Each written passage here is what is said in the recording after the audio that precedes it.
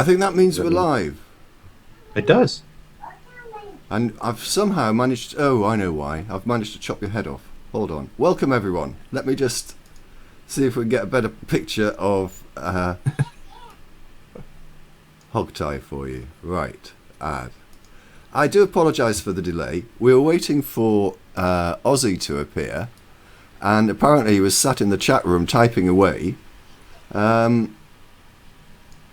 not telling us. But I've got a message from him saying he will be joining us soon. But for now, it's just the two of us. Can I just check? Then Can I be heard? do the quiz.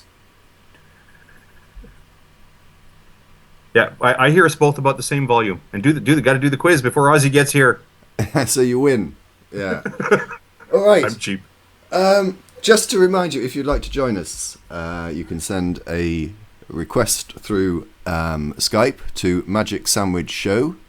I also have Twitter open, and that's at the DPR Jones if you want to send us a tweet. And you can also bung messages into the chat, which I'm sure Hogtie will be keeping a keen eye on, and probably Ozzy when he manages to join us. So yeah, I was going to start off with a quiz for Hogtie and Ozzy, and obviously for the audience. But Ozzy's, I think he's bottled out. I think he saw defeat. But anyway, what I've done is I've sort of like got some real headlines from the news and created some other headlines for the last week's news. And the challenge for you, Hogtie, is to determine which are the true ones and which are the false ones, made up ones. This is my favorite game on the show. You got to come up with a good name for it. Are people this stupid? Yeah, you could say that. I've actually got a screen capture for the first one to help you. I think you'll recognise that if you're watching. Yeah. Yes. Right. Now the headline is: Buzz Aldrin claimed travel expenses to go to the moon. True or false? That's true, but I cheat because I saw this one, and it was in the order of about $30, and it included a trip from somewhere to the launch site, and then the single word moon, and then Pacific Ocean, and then back to whatever base it was that they took him to, and he claimed that they owed him about $30, $33, 1969 US dollars. I've got to give you full marks for that. Let's scroll down and have a little look at this. Hopefully this will work. There we have it. Find out more. This is a story from the Daily Telegraph. And we actually see his expense form. Unfortunately, it is... Hang on, where's it gone? There 33.31 was the... There it is. And as you rightly say, you can't. You have to really blow it up to see. But yes, it says from home to, I think it's Cape, wherever they took off from, to the moon, to Hawaii. No, Pacific Ocean first, then Hawaii. Middle of the Pacific. And you're absolutely spot on. $33.31. I haven't reviewed it to determine like how, and again, I don't know, $33 in 1969 US dollars may have been a lot of money, but I don't know how he claims he ran up the expenses because other people were paying for the fuel for the bulk of those trips, right? Did he claim the fuel from the drive home to the airport, so to speak? Like most employers don't let you do that. I've read the report and I just don't know. It's not clear, and as you see, the actual form that's reproduced is in very, very small print, so I can't see that. Well, it's not our concern, I guess, but I think somebody should start a commission. Somebody should launch an investigation into it. Buzz Aldrin scammed $33, claiming fuel that actually NASA paid for already. Absolutely. I shouldn't say stuff like that. If I bump into him in the street, I might take a shot in the face. Don't accuse him of being dishonest, man. That guy's late. He's drawn that line in the sand. Yes, I wish you had that video. That's always worth playing. And for those who are not familiar with it, it relates to Buzz and some journalists that had been hounding him, I think, for years, basically saying that he'd never been to the moon and it was all a hoax. Oh, sorry, let me just go back to that scene, and then you can actually see this. Yes, and he was pestering him with a camera crew and sticking a microphone under his nose, and eventually Buzz just slightly lost it. And I think he was in his 80s at the time, but he landed one hell of a good right on this bloke. The expression on the bloke's face. If we can find that at some stage during the course of the programme, we'll see if we can play that. Your second headline. Police force in England refused for a period of 3 months to investigate at any attempted burglary if the number of the house was an odd number. True or false?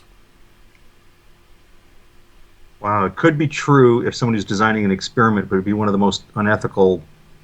I'm going to go with false. I see the word true scrolling by in the chat, which I'll have to make a point of ignoring. That just does not ring like any sort of a, it's England, it's true. Yeah. Oh, it was an experiment. It was an experiment. Okay, I insist on at least a 1/4 mark or something for that, because it would be a reasonable way of approaching an experiment, but it's just not. I can envision this to be a properly ethical experiment for a police force. I think the audience take all the points on that, I'm afraid, because it is true. And again, if we just go to, so people on the screen could see it, this is a report. It looks like, is it the Guardian or the Times? Oh, it's a Times, yes. Police ignore break-ins at odd-numbered homes. And I thought it was absolutely outrageous, but apparently the report says the money-saving scheme has been tested by Leicestershire Police and had no impact on crime rates or public satisfaction. Which I think, if burglars got to hear about that, I mean, and they're faced with an option of 2 houses, one with an odd number, it's going to be fairly obvious which one they're going to go for.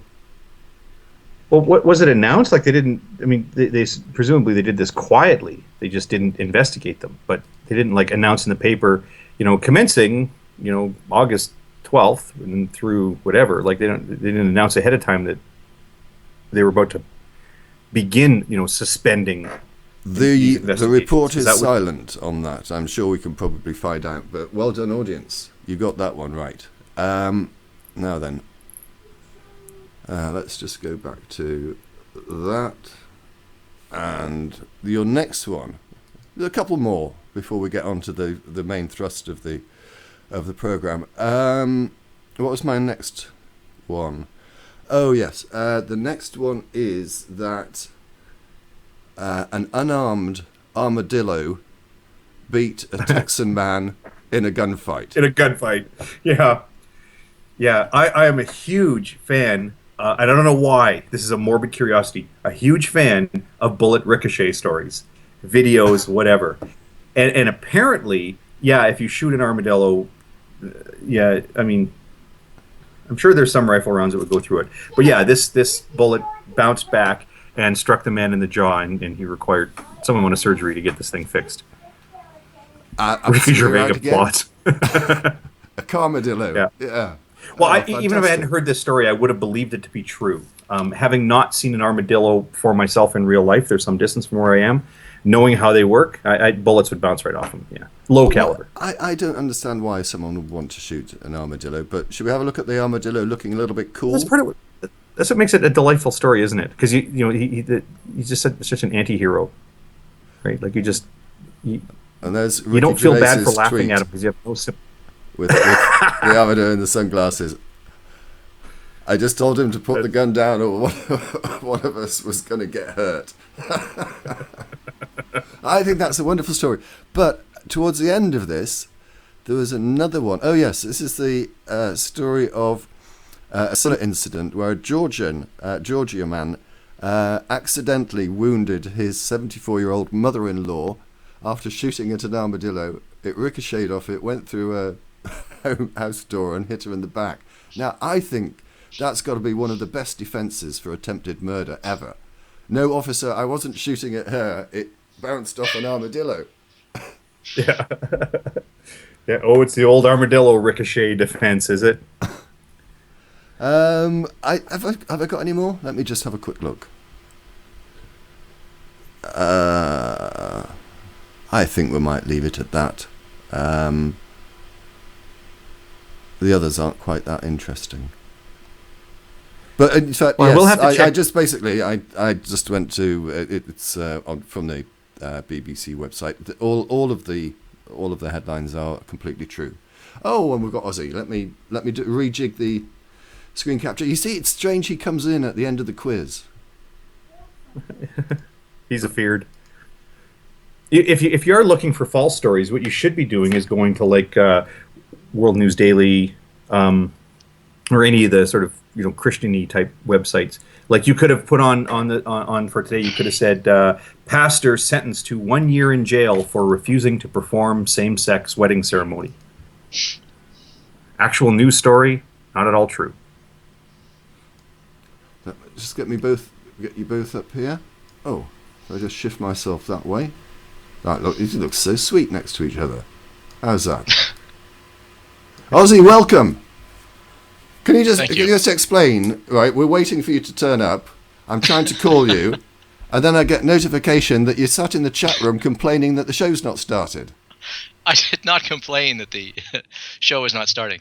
I was at a cafe shortly before coming home. I can't connect. I can't get a good enough connection to do the show from anywhere else from where I was at the cafe. So I had to come home. When I got home, I discovered I was having some microphone problems with my headset.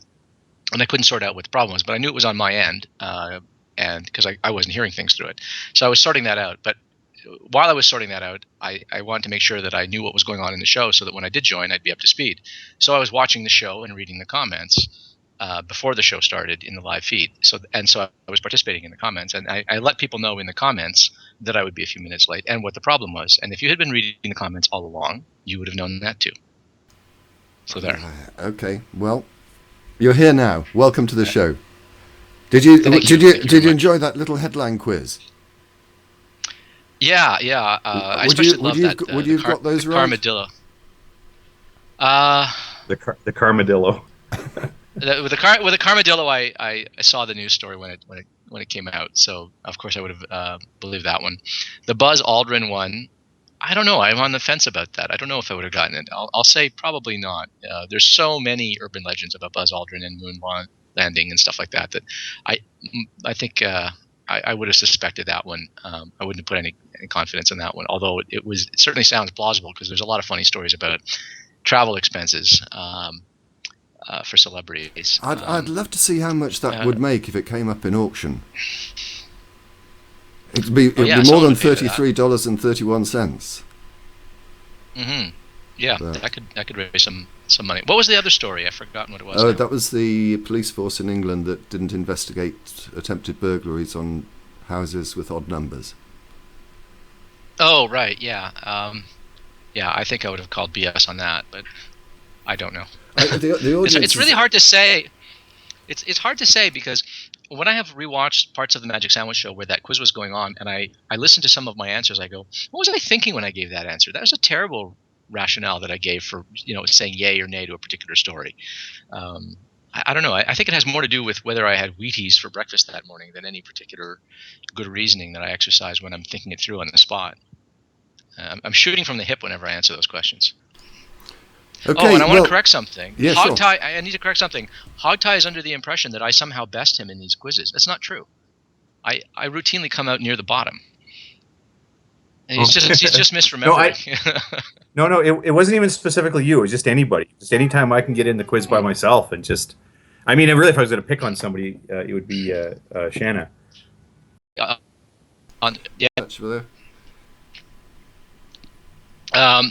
Not recently, not in connection with this. I can ask.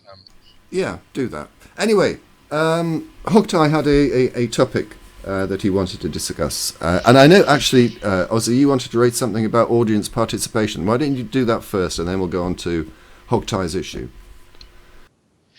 Yeah, sure. The Magic Sandwich Show is conceived in part as a viewer and audience participation show. And I think it helps the show quite a lot. Makes it a lot more interesting for viewers. It certainly makes it more interesting for us, I think, when people call in with questions, comments, objections, and arguments, challenge us on things that we were saying during that show, or even things that we've said on prior occasions. And I often read comments under the YouTube video that are really thoughtful and well reasoned and well articulated, good objections that I wish people had raised during the show. Now, on Vaughn TV, people can comment live, although the comment structure there doesn't allow for really, really long comments. So it's a little harder there to interact with people, because sometimes you don't get the full argument or the full position. It's hard to respond appropriately. It's very easy to misconstrue a question. But I would invite people who have questions or objections or challenges, or just want to take us up on something, to call in. Take DPR at his word and call in. We like having people sort of come after us and challenge us on things, or just ask for clarification. I know that I routinely get emails and comments after the show directed directly to me, and sometimes in the comments under YouTube. And I really wish that some of those had come up on the show or on some later show, because I sometimes feel as if I have wasted an opportunity to express or articulate a thought by directing it only to one person in response to them. It would be better if everyone got the benefit of the exchange that we have. So if you're interested in that sort of thing, if you sort of feel like, I can't believe they're saying this kind of thing, and don't let us get away with it, especially if you disagree, or even if you just don't understand why do we hold the positions that we do, or why are we taking the stance that we are. Just please get involved. The show, I think, benefits from viewer participation, and I know that we enjoy it, and I think the audience will enjoy it as well. So please, I encourage you to join in. Give us a call. Well, just to clarify one thing, don't actually call us.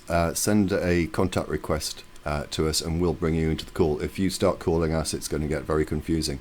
And also, secondly, as I tried last week, and hopefully succeeded this week, this is being broadcast both onto Vaughan TV and also live onto YouTube.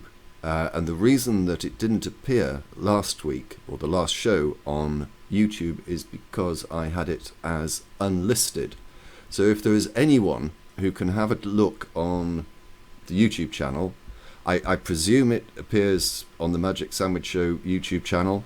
If there's anyone that can have a quick look, I don't like sort of playing around with things at the moment, because I fear that I'm going to mess up everything that's set up. So you're saying it is, Hogtie? Yeah, sound is good with 37 viewers. It's coming through fine.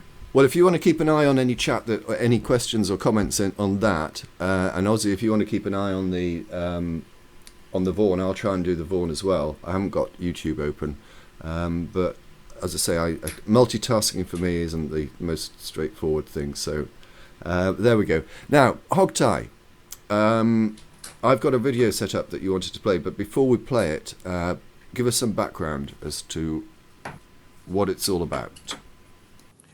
Yeah, I think I can do sort of a low-level flyby on the background, and I'll sort of, DPR and I discussed this in pre-show a little bit, and I'm kind of reacting to a couple of questions he'd asked. So recognizing this is for an international audience, there'll be things that I'll say that you kind of go, why does he have to explain that? Like Planned Parenthood is very, very famous in the United States, well known here in Canada because of our association. Media, we see their TV shows, and not necessarily known around the rest of the world. So I'll have to briefly explain what Planned Parenthood does. But I was sort of calling this segment the Planned Parenthood scandal, and by that I mean that this organization, Planned Parenthood, which provides services amongst which includes abortion, is often the target of a lot of scandals. And a really big and unpleasant one, like gut-wrenching scandal, has come up in the last 2 to 3 weeks, last couple of weeks. I'll tell you how I reacted to it. I find it very upsetting. I made a comment on my Google Plus feed recently that someone's got to go to jail.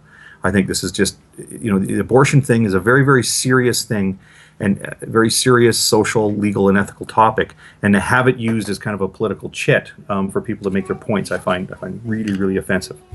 So, in brief, here's the context. So, Planned Parenthood is they receive some subsidy and some donations, mostly subsidy though, to provide a lot of healthcare services at a great discount. They make affordable healthcare services for people who are sort of more vulnerable. But it seems that the majority of their healthcare services are kind of focused on women's health or sexual health. They do STD testing, as I mentioned. They do abortions, just all sorts of different counseling in a country where everything is pay as you go with the healthcare system. So most people kind of see this as, for a lot of women, their only way to access the services for gynecological health, and then of course for abortion, and a significant portion of their work is with abortions. Now, a lot of Americans, especially the sort of right-wing radical, anti-abortion crowd, kind of peg Planned Parenthood as being like an abortion factory, that if you need an abortion, you just go to Planned Parenthood and they get rid of it. There's other abortion service providers, and there's also lots of Planned Parenthood places that don't even do abortions at all. So it's sort of a strange way to paint what they do. The data show that when Planned Parenthood is in a community, they actually serve to reduce the abortion demand because of a lot of the education services they provide and access to safe and legal birth control.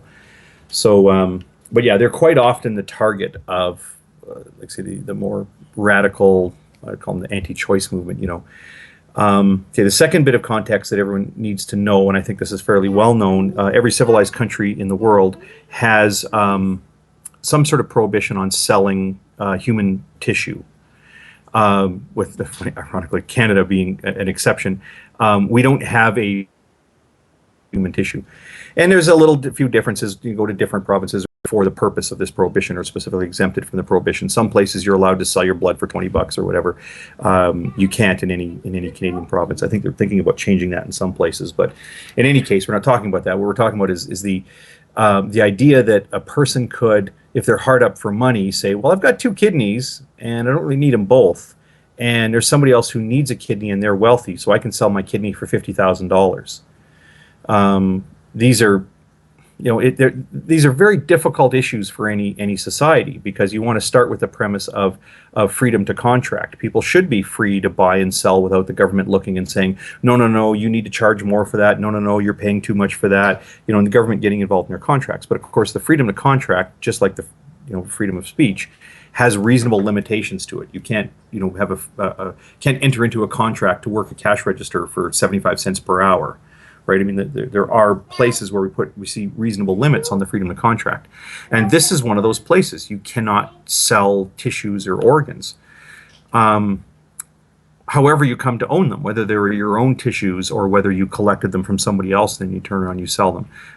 There is federal legislation in the U.S. that establishes this quite clear. So anyway, you've got this group now operating under the subname Center for, I just looked this up before coming on and I forgot it. The Center for Scientific Progress, or the Center for Progress in Science. One of those bullshit names. Anytime you hear a radical evangelical group get together and they call it the Center for Medical Progress, that's what it is. Whenever they say, the Truth Organization, well, it's not going to be about truth, or family focus, whatever. It's not going to be about the family. It's going to be about anti-gay stuff. So anyway, they're called the Center for Scientific Progress, or whatever, as I just said. They are not. Discovery Institute springs to mind. Institute is another good one. Yeah, the Center for Medical Progress. So the Center for Medical Progress is one of the branches of this group. They're part of a larger organization that they've been across the whole spectrum in their anti-abortion fight. They're very active lobbyists, which is obviously that's part of the process. They produce a lot of information pamphlets. They produce videos showing abortions to really sort of highlight for people. But this is really, the visual images of abortions are really disturbing. They've also been involved in abortion bombings. And not to say that every member of this organization has, sat there and wired up bombs. That's not the case. But some of their members have gone that route with it. Anyway, so the Center for Medical Progress is kind of an offshoot of this larger organization, and what they've seen to do is they went to a conference in California and presented themselves as sort of part of this research system that collects and brokers fetus tissue for the purpose of medical research at universities. And they were saying, like, we'll sort of, lift the burden off, Planned Parenthood shouldn't worry about who gets the tissue. We'll deal with that. We go there, we pay you guys, your fees for these tissues, and then we will, make sure that they go to the research facilities that need them the most, and make sure that the shipping is done properly and everything. And they secretly recorded many of these conversations. They claim about 8 or 10 of these conversations were recorded, and they have the video of these people pretending to be buyers of fetal tissue, having conversations with doctors and administrators, usually physician administrators, or both administrators and physicians, having these conversations in which they have caught these physicians saying, yeah, we can work out a price on this. Well, we need to charge enough for this fetal tissue so that it whatever. And they get into these discussions where they're talking about terms and conditions and prices and stuff. Now, what they've done, the Center for Medical Progress, what they've done with these videos is they've packaged them together and released them one at a time to various media outlets, including YouTube. One moment, just wait, I'm in the middle of saying something. And they release them with bumpers. At the beginning, they say, hey, you're about to watch a video where the person in this video works for Planned Parenthood, and she's having a conversation with an actor pretending to be a buyer, and this person is engaged in the illegal negotiations for the illegal sale of fetal tissue. You think doing abortion is bad enough. Well, in fact, what they're doing is they're chopping up the fetus parts, and they're selling them to make a profit. Now watch the video, and then they'll show some snippets of the video, and then at the end of it, they'll bumper it again with, there, see what you just saw? Isn't it appalling that here these people are chopping up fetuses and selling the parts off? Which would be illegal if true. And I should clarify before sort of wrapping up here and open it up to see if Ozzy or DPR or anybody who calls in has some thoughts on this. That my reaction to this initially was, when I saw it, I was appalled. I'd seen the first video that was released and seen the write-up around it, and I hold no special love for Planned Parenthood. I mean, you can't argue the actuarials. Planned Parenthood does good in communities when Planned Parenthood is in a community. But I don't feel like they can do no wrong, because they're a corporate body just like anybody else, and they operate on a shoestring budget. And corporations are run by people, and they all have, how are we going to pay the bills? And sometimes mistakes are made, and sometimes the law gets bent. And this is a real bugaboo of mine, this idea about selling tissue. It's a real problem. You don't want to live in a country where it's legal for people to sell tissue and organs. I mean, we can get into sort of a more philosophical or legal discussion about why that's the case. I'll just tell you that it's my position, very strongly held view of mine. You don't want to live in that country where people can sell human tissue and organs. It's bad. So I see this and I think, uh-oh, it looks like someone at Planned Parenthood may have succumbed to this sort of thing. But then it turns out the more that people look into these videos, the more that it's really obvious that what they've done is they're very carefully selecting individual lines from it. And it's coming across like that old Dawkins interview where they ask him, hey, can you give us an example of information being added to the genome? And then he sits there and blinks for a second and thinks. And he's explained afterwards, that he's thinking like, yeah, I'm going to throw these guys out of my house. But they always put that clip out there as, well, here's Dawkins being stumped by a question. And that's how these videos come across. When you watch these videos, the 4 that have been, 5 have been released now. These videos come across as they're going through and they're picking out these segments that make it seem as if this is sitting there rubbing her hands. You don't see it. You don't see anything from them where they talk about something that's illegal. And the more I've looked into it, the more it becomes obvious to me and to many other people, including a couple of federal judges, that this is an intentional campaign on the part of the Center for Medical Progress and their affiliates to construct, let me put it this way, because abortion is legal and they really, really, really don't like abortion. They really have a problem with abortion, but abortion's illegal, so you can't make these people look bad by saying, hey, look at those people are doing abortions. Isn't that awful? Well, guess what? It's legal. So what they're doing instead is they're fabricating a whole scenario where these people are committing some other crime so that they can go and appall people. And they picked a crime that's particularly appalling. and they will show you video of fetus parts and whatnot to really, really kind of tug at you. And the pendulum's really swung, over the period of about 4 days for me, where I was initially very concerned that Planned Parenthood had kind of slipped into this profit margin trap. I'm now much more outraged that you've got a group of evangelical Christians who think that the solution to their resistance to abortion in a country where abortion's perfectly legal is to go ahead and construct false accusations of federal crimes on the part of the Planned Parenthood administrators. Would That might be enough meat. Yeah, I was going to say, would that be an appropriate moment to play the video? Yeah. So this is number I'm going to play number 4. Yeah.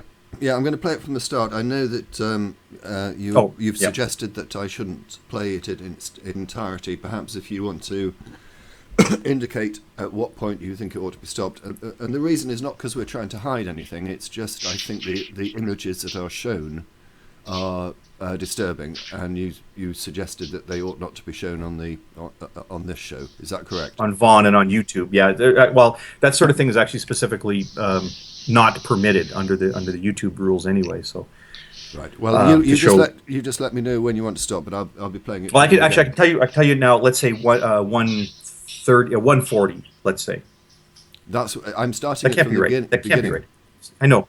I'm sorry. Where you want to stop it? I'm sorry. Yes. I know it wouldn't be at 230, 240 in there. Well, I'll send you a message on Skype. Yeah, send me a message on Skype. Okay. So I've just got to change screens again, and hopefully this will play. The cost of transmitting this material. There are no financial benefits. I'm sure Ozzy remembers this. Absolutely. Absolutely. And we're happy. You have to unmute Vaughn to hear. We look forward to the facts coming out.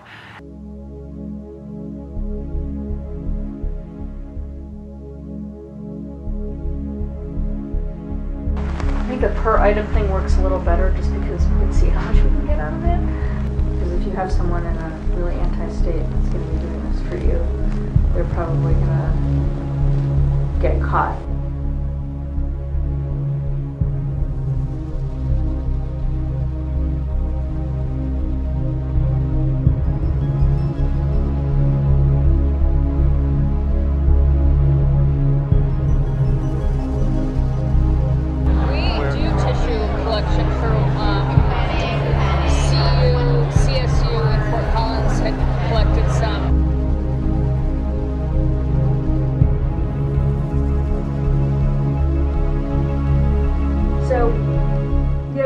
About 20, anywhere between 18 on a light day, but up to 25 patients a day.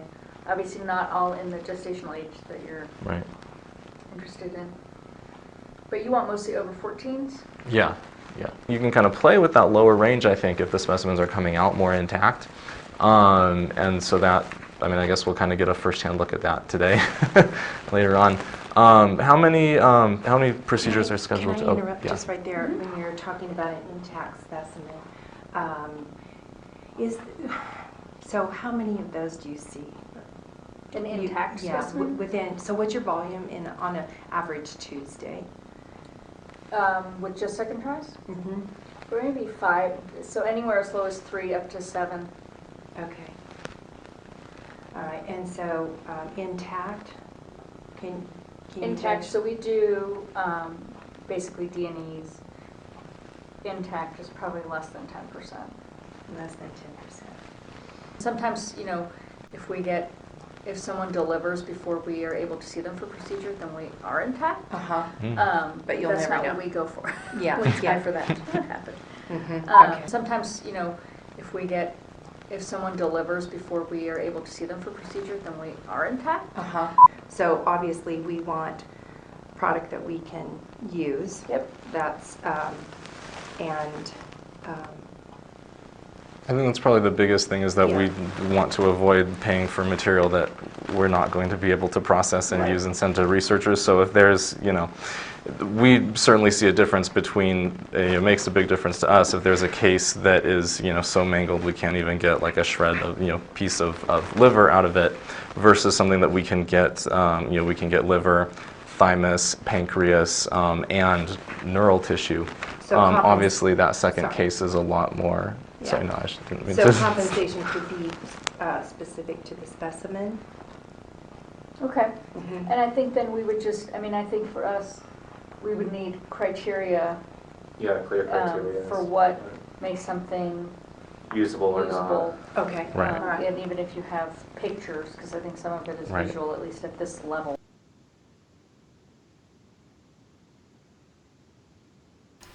Hogtie, unfortunately, we've lost your video stream. Are you still with us?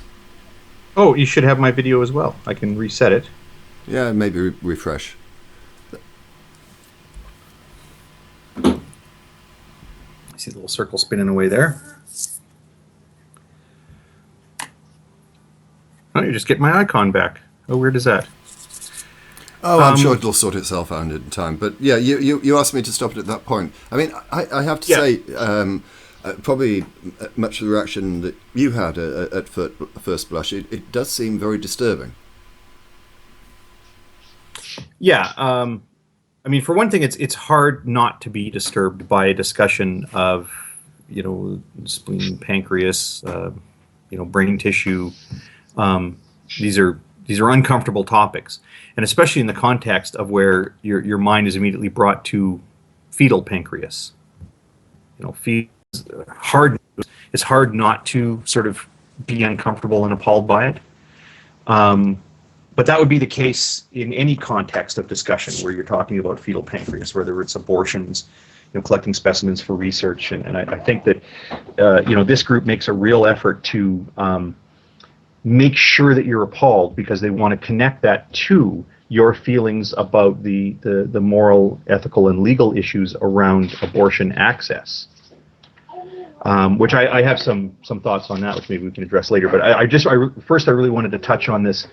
You notice how that clip is played. Now I was sort of asking to stop, like when she said the thing about how many second trimester abortions do you do.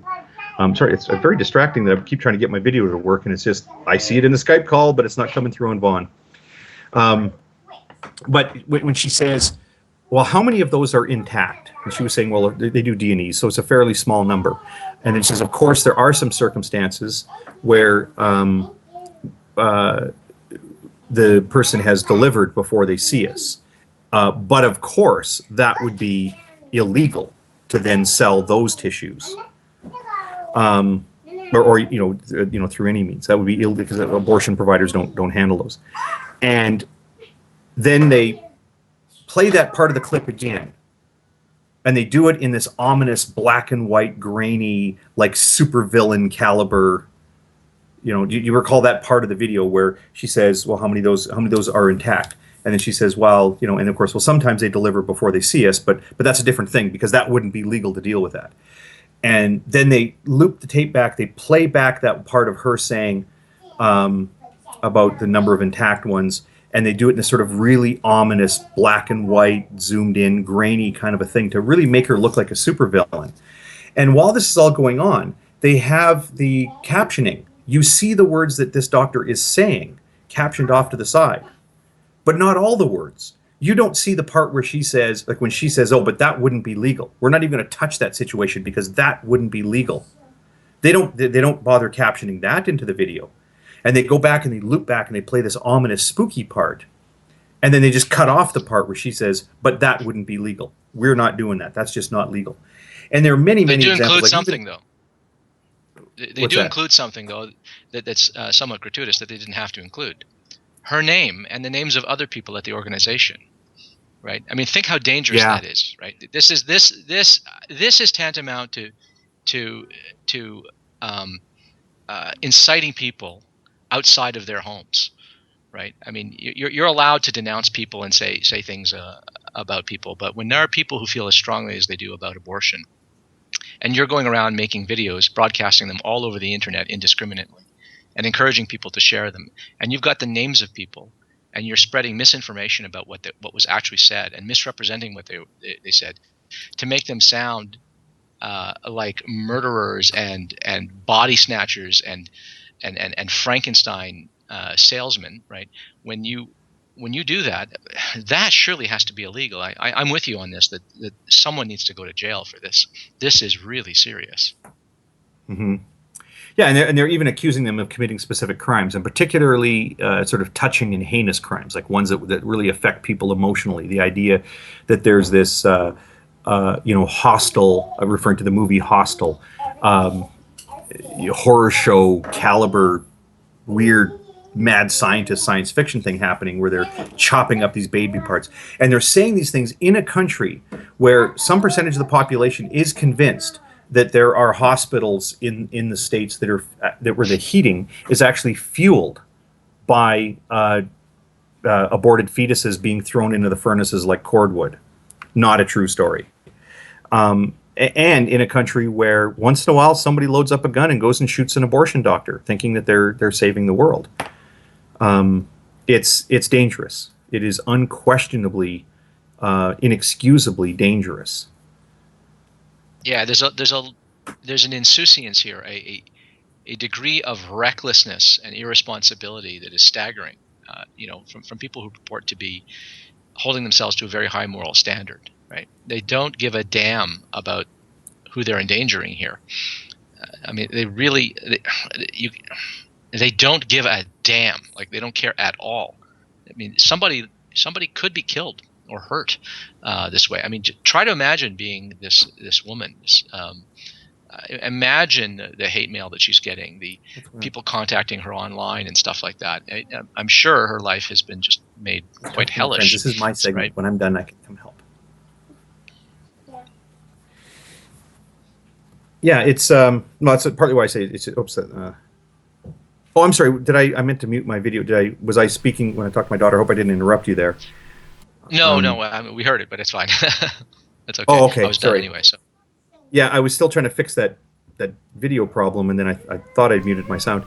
But in any case, it's. Oh, and I'm back on the video. Oh, thank goodness. There's a source of stress off my mind. Yeah, it is really alarming. And you mentioned a moment ago about the moral standard and how there's been these radical evangelicals behind this Center for whatever Science Advancement, whatever they call themselves.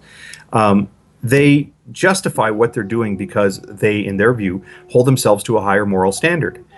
And for some reason, that moral standard doesn't include any sort of prohibition against bearing false witness against people who aren't fellow evangelicals. And I'll say, I've discussed this with a number of people on Google+, and I sort of note that I'm really appalled by this. And all of my posts have been in the theme of like, man, if Planned Parenthood is really making money off fetal body parts, like, that's awful. Like, they need to be rounded up and dealt with. That is absolutely unacceptable. And while I'll say yes, the actuarials say that Planned Parenthood as a group, demonstrably, as an organization, demonstrably, they have beneficial health effects for the communities they're in. That doesn't matter. If they're selling fetal body parts and making their money off that, the people involved in that need to be rounded up and dealt with. Lose their medical licenses, completely out of that sort of healthcare business. Because saying that, well, Planned Parenthood does some good in the community, but then they're also selling body parts, that's the same excuse as that we would rail against with the Catholic Church. Well, the Catholic Church did some neat things. Who cares if they were also having sex with kids?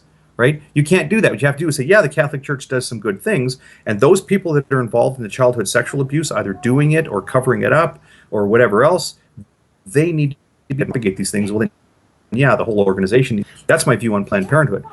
For good or bad, there isn't a single scrap of evidence that what anybody has done at Planned Parenthood has even come close to the boundaries of this law.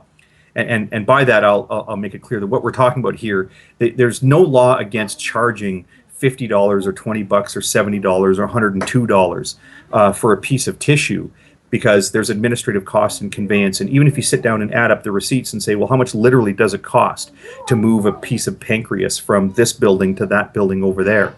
Oh, it comes down to $78.79 US. They're still allowed to charge $120 for it. And the reason for that is it's not considered profit. It's very difficult to calculate when you're into those few dollars. It's very difficult to line item out exactly how much it costs to transport a piece of pancreas, because every time you're moving human tissue around, there's also liability exposure. So some portion of the facility insurance goes to dealing with like what happens if you move a piece of pancreas from point A to point B, and then somebody claims that they get a disease because this thing was transported improperly and they sue your facility, right? So there's always some small very trivial markup. So we're not talking about the difference between $78 and $106. We're talking about the difference between $78 and $25,000.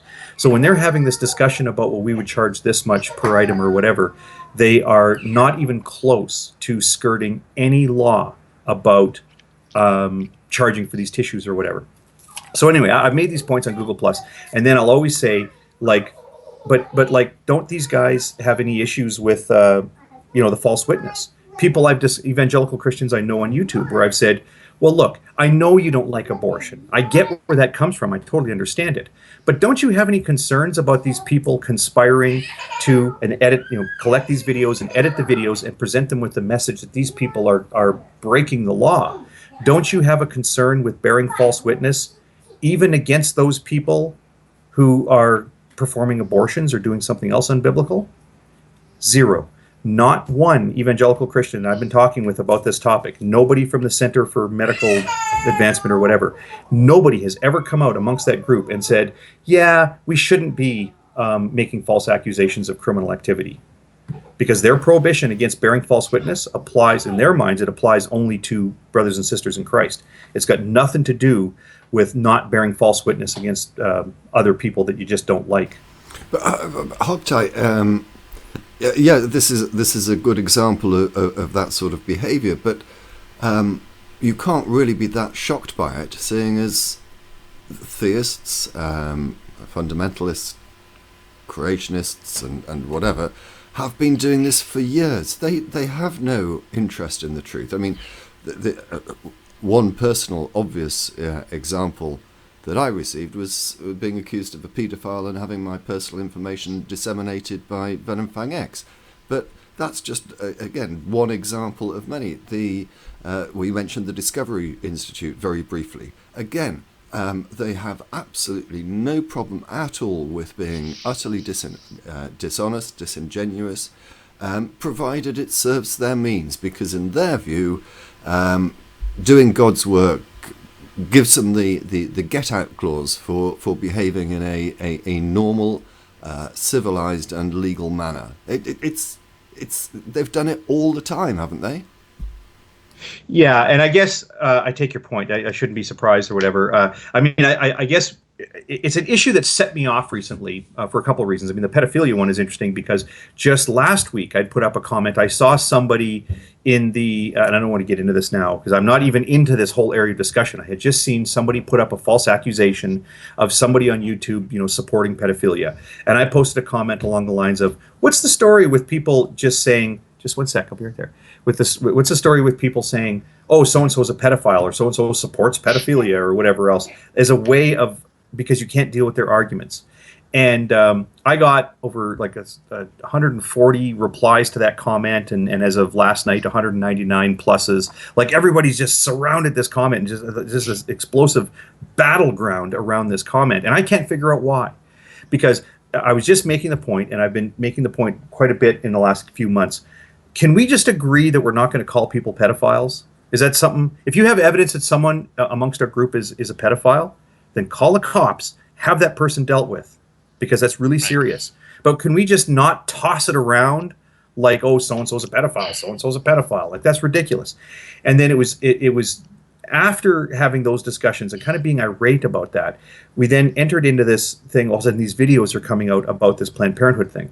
And I think everything else, like, calling people names or calling so-and-so a liar, these things that happen, these sort of low-level personal attacks that happen on YouTube and Google Plus and presumably Facebook, but I'm not on Facebook, so I don't know.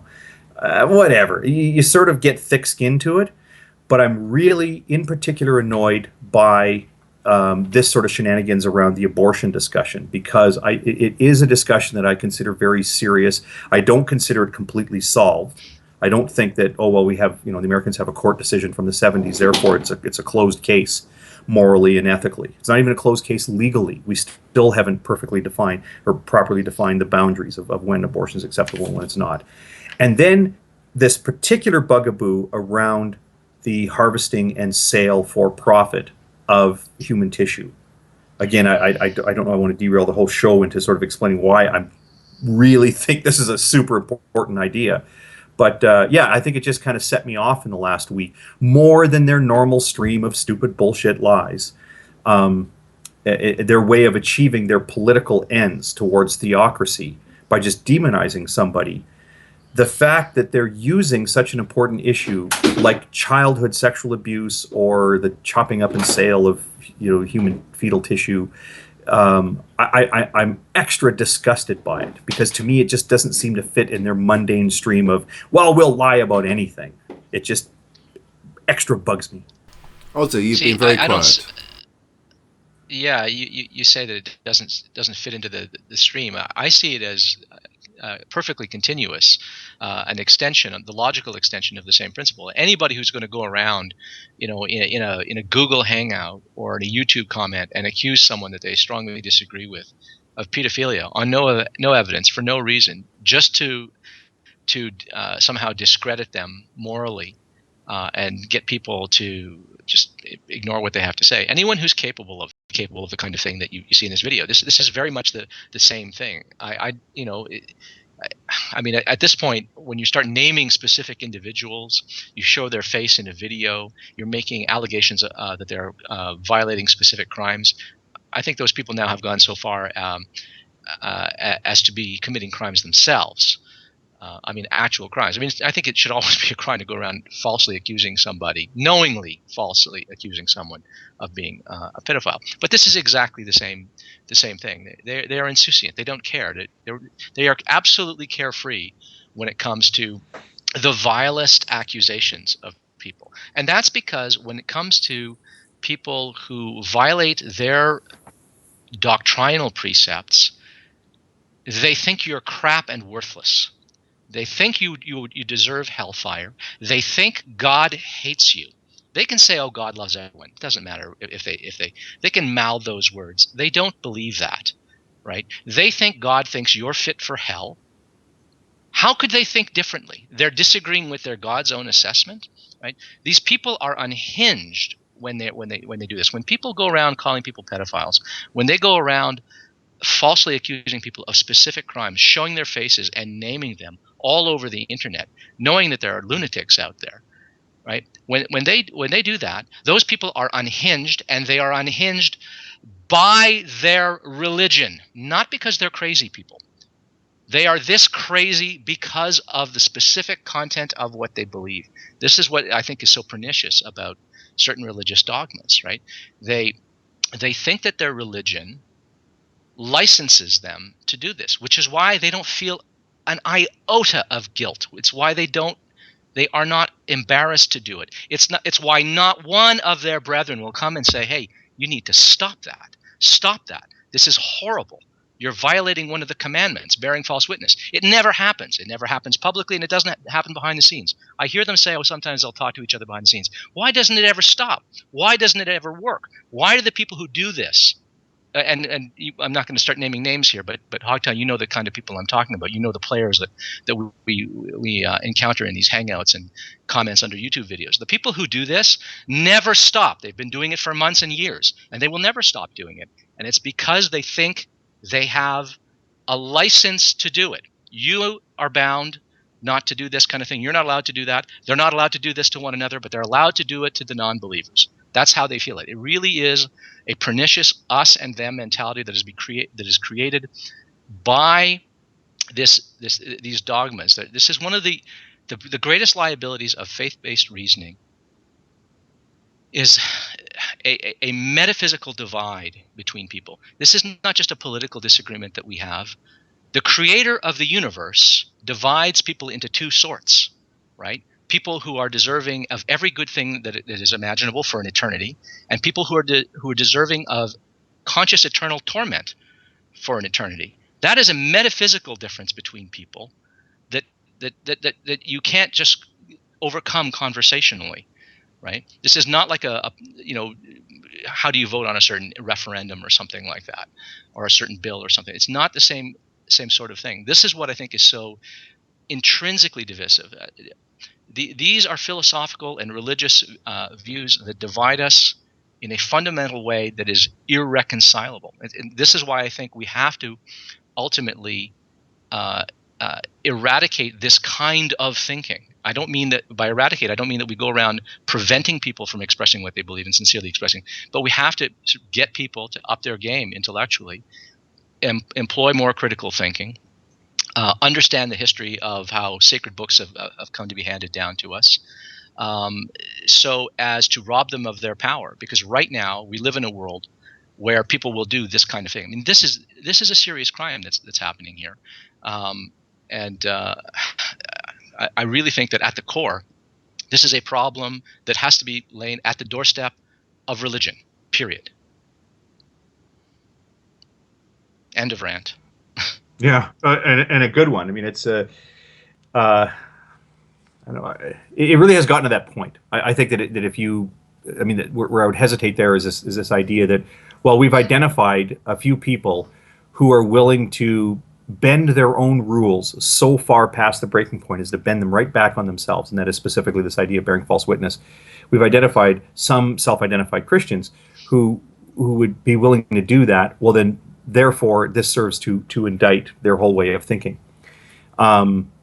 That's something we need to be cautious about. But I think that caution has been taken, because it's certainly not your view, as I understand it, and it's definitely not my view, that, well, this is just what Christians are like, right? It is specifically religious radical. Yeah. But the thing is, when you say that, it's the specific content of it's. Oh yeah. Let me okay, qualify. Ahead, let me qualify, please. Yeah, please. It is the specific content of what they believe. Okay, not every Christian believes the same things. Okay, there's more than one Christianity, so to speak. So it is the specific content of what people believe. Right? Not every Christian believes in hellfire, for instance.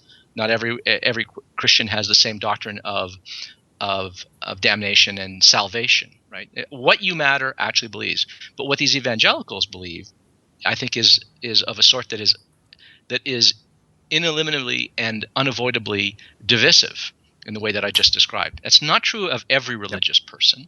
Okay, when I say this has to be laid at the doorstep of religion, I mean at the doorstep of that specific religion. Not every religion. I mean, some religions I think are while false, are almost perfectly benign. But this is not one of them. This is a pernicious religion. Is it? Yeah. I'm sorry, just to go back to you, Ozzy. Should it be laid at the door of religion, or should it be laid at the door of the individual? It seems to me it seems pointless laying it at the door of the religion. It's got to be individual responsibility, hasn't it? Excuse me. Well, you can't hold a religion accountable. But I mean, individuals have to be held accountable, okay? But when I'm talking about responsibility, I'm not talking about accountability. I'm not talking about who's accountable. I'm talking about what is responsible. What are the relevant psychological variables that explain why a person does what they do? I mean, it's like the Charlie Hebdo massacres. There are people that will go to great lengths to say it. Now, I can't hold Islam accountable. Islam's not a thing that you can hold accountable. It's a set of beliefs, right? And these beliefs are highly variegated. So we hold individuals accountable. But when I'm talking about responsibility, I'm talking about causal responsibility, explanatory responsibility. How do we explain the phenomena that we're finding here? And here, I think the specific beliefs that people are operating under is relevant. It's the software that they're running on their brains that matters. And it goes to explain why they do what they do, why they feel morally justified in it. Not just justified. Some of them feel they have a moral responsibility to do this kind of thing and feel positively good about themselves for doing it. So, I mean, they're not just guilt-free. They're patting themselves on the back and patting each other on the back for doing it. I mean, just look at the comments. Look at the comments under the YouTube video that we just watched. Read some of the comments under there. It's highly enlightening on the psychology that I'm talking about. These people think that this was a highly virtuous thing to have done. There's hardly any skepticism or critical thinking going on there. No fact checking of any sort. I have a question for Hogtie afterwards, though. Well, yeah, actually, first I enjoy that distinction that in terms of how responsibility lies. I mean, the thing is, my earlier comment was about, if we're going to tar people with a brush, how wide should the brush be? We're agreed. It's not all Christians. It's not all believers in any sort of supernatural woo. amongst the Christians, do we now need to go look at the radical evangelicals and sort of it's that one, but not that one, and this one, but not that one? And it sounds to me like you're saying, and if it is the case you're saying this, I would agree, that it's almost, or is actually defining for that denomination, for that faith, that they are divisive, that they are quite willing to spread lies about another person who they see as being so vile and sinful, such as an abortion provider. And that's why I always use an example of when I've been discussing this on Google Plus. I find I cannot find a single evangelical who will say the following: abortion's wrong, it shouldn't be allowed, it's sinful, these people are terrible people for doing this, they need to find Jesus and stop doing abortions. But that doesn't make it right for us to bear false witness against them. Jesus taught as he was taught. Do not bear false witness against people. Can't find a single evangelical who'll make that point. They'll just say, well, look at how disgusting these people are. Here's another photo of the remnants of an abortion, just to appall you at how bad abortion is. And the whole thing is acceptable in their minds. Bearing false witness is perfectly acceptable in their minds because it's somebody else. It's become almost defining for them. Real quick on the issue of response. I don't know necessarily about the people that you're referring to, but there are some that immediately spring to my mind. Dark Matter made a very good video about the disgraceful behaviour of the Cartesian theist. I'm sure you may be familiar with it. Yeah. I don't recall any evangelical supporter ever making any criticism of him whatsoever. All the responses to Dark Matter's videos were, this is an intrusion of his personal rights or whatever. Not one.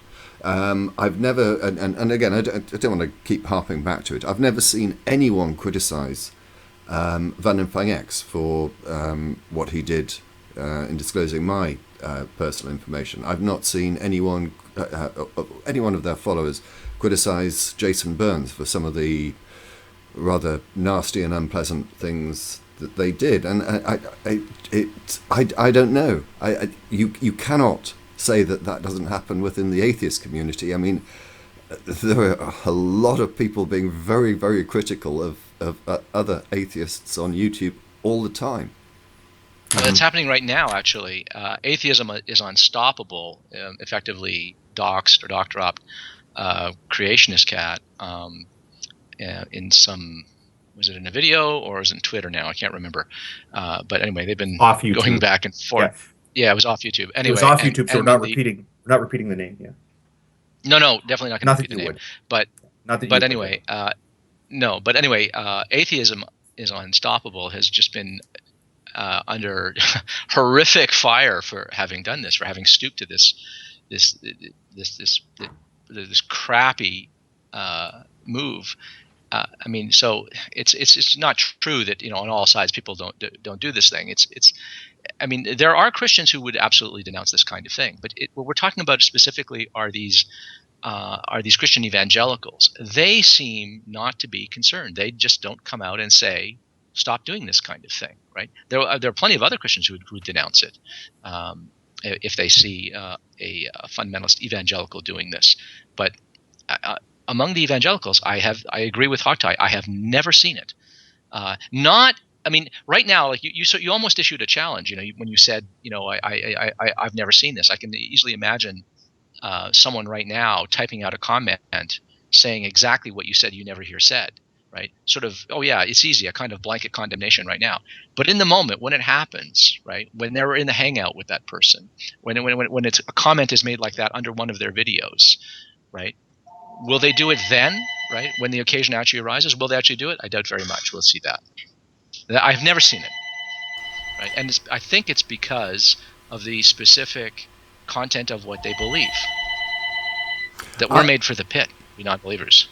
Do you think that's what it is? I mean, I do recall being in a hangout, and I can't remember the person's name, but he was obviously devoutly Christian, and he was openly laughing at the fact that he firmly believed that I would spend an eternity in hell in torture, pain, and fire. And he That's what they should do. That's what they should do, given their precepts. They should do that. I don't. No. they- No. I don't think they should get it. They may appreciate that is what is going to happen to me, but for them to celebrate the fact, literally openly laughing, saying, "I can't wait for you to die, so you're going to spend an eternity in hell." That to me is a sincere expression. That's a sincere expression of a person who believes it. When I hear an evangelical saying, Ozzy, I really feel bad, there. I don't believe him. Okay, well, I'm sorry I interrupted you because you answered the question. I think let's not interrupt each other about interrupting each other. But no, I think there is a difference between someone that holds that belief firmly and genuinely believes that I am going to end up in hell, tortured for eternity, and is genuinely concerned about that and is seeking to help me avoid that, and somebody who openly mocks and laughs and rejoices, actively rejoices in the fact that I'm going to spend that time in eternity. I simply do not understand how religion can so twist a person's mind that they celebrate the torture and suffering of other people. I don't get that. Well, I agree that there's a difference, but I get where the difference is. The difference is you've got one group of people who will laugh at the very prospect of you suffering an eternity of conscious eternal torment. You have those people who sincerely believe that is justice, right? And just as you might celebrate someone going to prison who is rightly condemned for a horrific act, right? You might say, "Oh, thank goodness that person is going to prison. I'm so glad. I'm just elated, okay, that they were convicted because they really had it coming, right? All is right in the world. There is justice finally done, okay." Those evangelicals who laugh and rejoice and say, I will look down from hell and smile upon your torment, okay, they, I think, are in perfect accordance with what they say they believe, which is that this is justice, and this is right and good and worthy of celebration. Where I think that there's a cognitive dissonance. Yeah, but the other half, though, are the people who say, yeah, I agree that it's just, but it makes me uncomfortable and I can't stand it. I think they too are sincere, but they are not sincerely embracing the other thing that they're supposed to embrace, which is that this is right and just. In their heart of hearts, they don't think that that's a just punishment, right? And they suffer some cognitive dissonance, right? I have more hope, of course, for the people who suffer that kind of cognitive dissonance. I'm less optimistic for the people who will actually swallow the whole thing, and whose affect, their emotional response lines up perfectly with their belief. Those people are not suffering cognitive dissonance, I think, and are happy to go along with it. Either that, or this is how they reconcile the cognitive dissonance. But anyway, either way, that's very, very worrisome. But they, at least, I think, are being very, very sincere. They're not trying to have it both ways. They're not trying to sound sympathetic while at the same time saying, "You got it coming, buddy." Those people are trying to have their cake and eat it too. Whereas the people who say, "No, you got it coming," and I'll be laughing and smiling at it. Why? Because it's right and just. It's what God wants, and what God wants is what's right. Right? Those people, I think, they don't surprise me. What I find harder to understand are the people who live their entire lives with this cognitive dissonance of thinking that is just and right, but somehow are uncomfortable with it, and in their heart of hearts think it's wrong. Those people are not actually believing what they espouse, what they profess to believe. Oh, I think that's absolutely true, but I can understand their position because they're uncomfortable with it. What I simply cannot understand, and I'm just going to be repeating myself, I can't understand how religion can so warp a person's view that they quite clearly are personally excited and looking forward to the fact that someone else is going to suffer, and to say, "Oh, well, that's because that's the God they believes in will." I mean, they could advance the argument without rejoicing in it. Why they have to rejoice in someone else's suffering is the issue I'm getting into. Because it's good news. How they is see it possible good news? Because justice is being done. If they sincerely believe that justice is being done, then we should all be happy when we see justice done. When we see the innocent walk free, when we see people who have been harmed being restored, and when we see the people who have done wrong rightly apprehended and given whatever punishment is measured and appropriate to their crimes, that's all good. I mean, that is something worth celebrating. I have to say, this is just a personal point, and it probably doesn't really follow on. But anyway, I wanted to shift topics shortly anyway. So I was just going to say this, as someone who has been a part of the process by which people are sentenced to prison following a conviction or a plea of guilty occasionally. When I'm prosecuting, I derive absolutely no satisfaction from the fact they're going to prison, and perhaps that is why I simply can't understand. I'm not saying that it's wrong. I'm not saying that they shouldn't be sent to prison.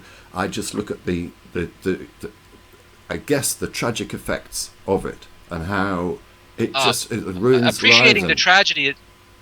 Appreciating the tragedy, I think, is different from thinking that it's wrong and being uncomfortable with it. I mean, a person can think that the punishment is just, but this is a tragedy. I mean, how unfortunate. I mean, we've all known people who have done wrong, stupid things, hurt other people, and are rightly punished for it, or rightly forced to make restitution, and it can hurt them terribly, perhaps for the rest of their lives, that they have to make this kind of restitution.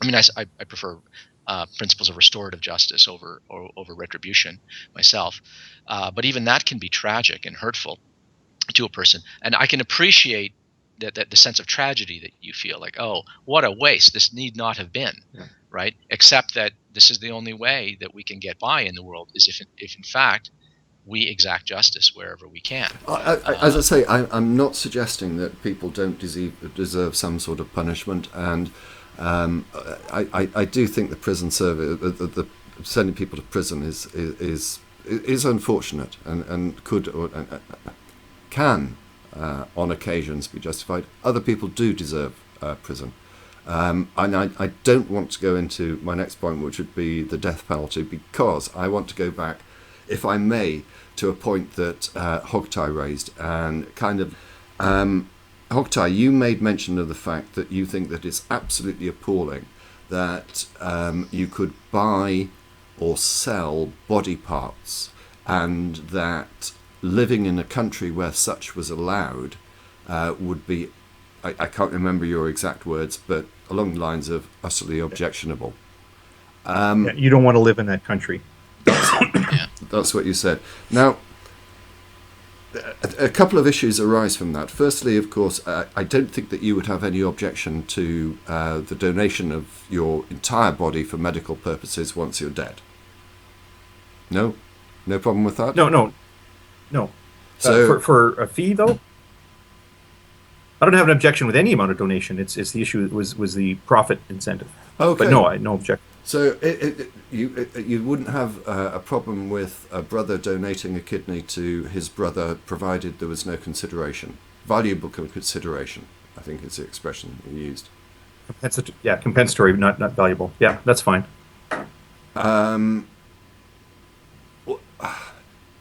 Does that not conflict with your autonomy to do what you want with your body? Why should you not be allowed to sell your kidney, for example? Well, as I touched on before, I start from freedom to contract, which is, for people who aren't familiar with that freedom, it's very much in parallel to like freedom of speech. You should be allowed to do what you want. There's a great wiki page, just Google wiki freedom to contract, and it's the principle that, we should be able to get into whatever deals we want to get into. If, I can buy Ozzy's car and offer him as consideration for it something as small as a peppercorn. And objectively, you look at it and go, well, that's a terrible deal. but we have the freedom. Aussie, that's stupid. You can't sell the guy your car for $1 or for a peppercorn. Yes, he's free to do that kind of thing. But there are reasonable limitations on any freedom. There have to be reasonable limitations on any freedom. And this is one of those reasonable limitations. We have overriding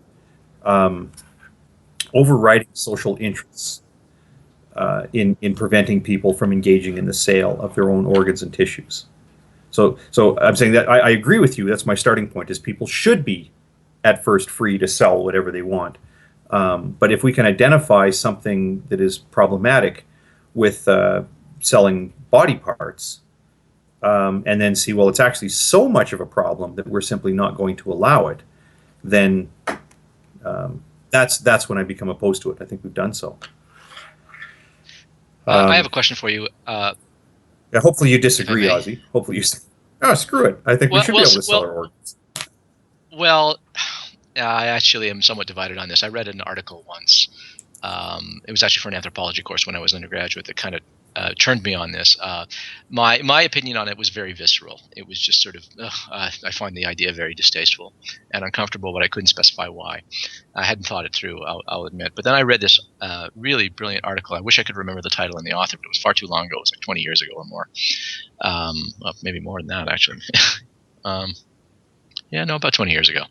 And it was about, it was advancing a kind of libertarian argument for the right to sell your body parts. The principle was my body, my property. That might even have been the title of the article, although I might just be remembering that from somewhere else. But it struck me at the time as a fairly well thought out and well argued position. The concern was this: look, if people live in a world where they're allowed to sell their organs, then this is going to put people at a tremendous disadvantage. You're going to have people who are very poor and desperate, with no other options, selling their body parts to people who can afford them. And I mean, this could be potentially crippling and damaging. I mean, it's one thing to say, okay, well, I'm going to give up a kidney and stuff like that, and that sounds easy. I got another kidney, right? But in fact, it's really good to have two kidneys. But laboring under one kidney actually does compromise you. It's not a little thing to give up a kidney. If you donate a kidney to a relative who needs one, that's one thing. But if you just sell it because you're going to lose your house if you don't, that's another thing, right? You're compromising people's health, and so that's a worry. But the argument was, well, wait a minute. There are already people who are in that situation, who are in fact desperate and destitute to that point, and all you're doing by denying them the right to sell their body parts is you're denying them one opportunity to get out of the desperate situation that they're in, and you're doing it for what exactly? What is the advantage, right? Now I can think of some concerns, and I suspect I anticipate what your arguments will be here, but it's your position. So how about you articulate your reasons? And I know in the comments people ask the same question: why do you hold this position? What do you see as the liabilities, the concerns, if we live in a world where you're allowed to sell your tissues? Oh, that's the question. Is it why is that a concern? I think you identified the critical issues in there. I think the starting point is the freedom to contract, that people should be allowed to do those kind of things. So how does it harm? What is the over? I am saying that you can set aside the freedom to contract or put reasonable limitations on freedom to contract where you can identify an overriding social interest. And in my view, and I would suggest it's a shared view with many other people that have looked into medical ethics, that the overriding social view is that climate of oppression, that the wealthy now have access to a farm, a population of cattle, from which they may harvest organs for a fee, which is a pittance to them. I mean, there are people in the world who, dropping $50,000 for a kidney is really not that much money, And this argument that, well, okay, first off, any argument that says we should be allowed to sell our organs for profit, or tissues, I should say, for profit, any such argument would in its essence, would simply be a rebuttal to this other thing that I'm saying. Because, like I say, the starting point is that we should be allowed to do it. And then people come up with these objections. And any argument says, well, no, we should be able to do this. Well, our starting point is that we should be able to. So all you're really doing is you're offering an objection to this concern. And I don't think that's been met. I think just the whole concept that we would have how you can sell these things, and it's not without consequence. When you sell a kidney, you're selling years of your life.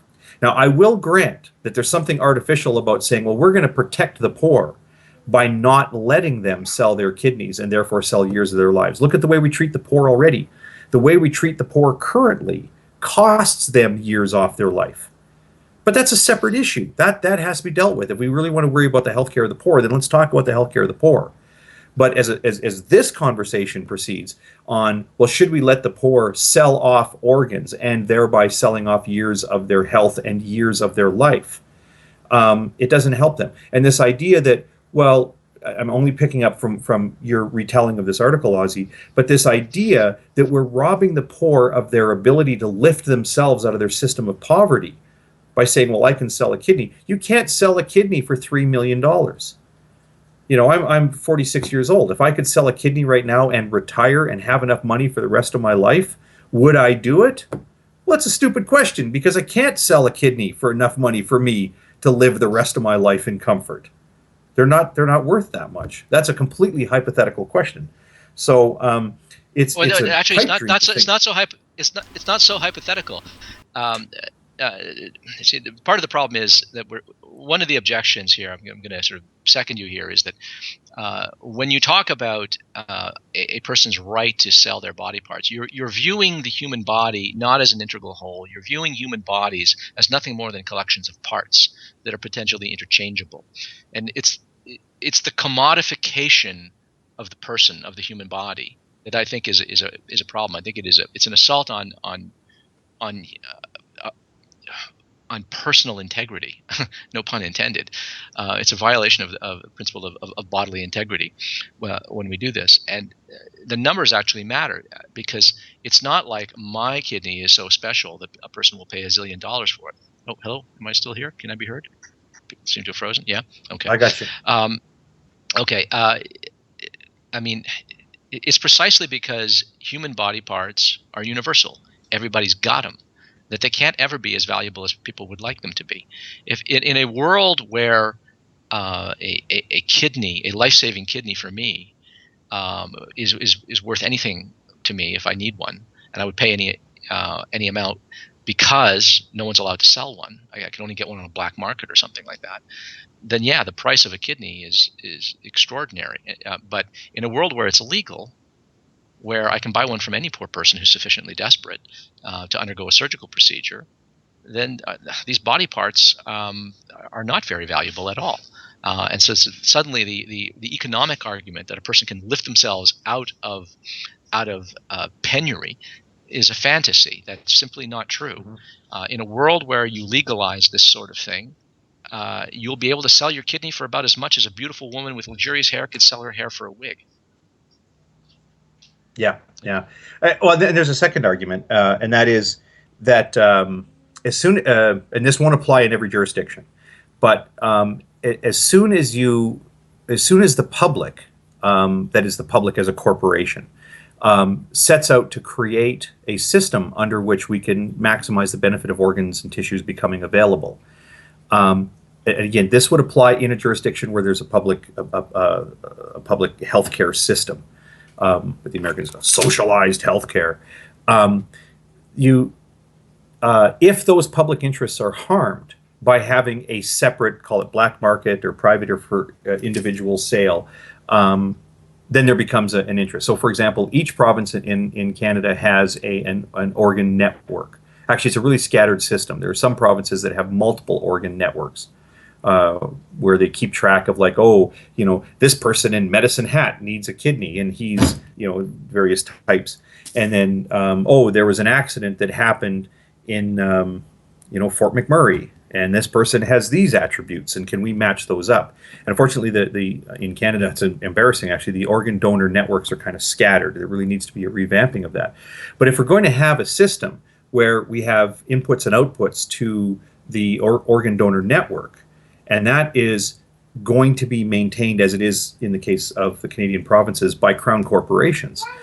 But then we're going to have this little second system where, you know, some guy from Regina can sell his kidney to someone from Moose Jaw. I picked the two funniest named Saskatchewan cities just for fun.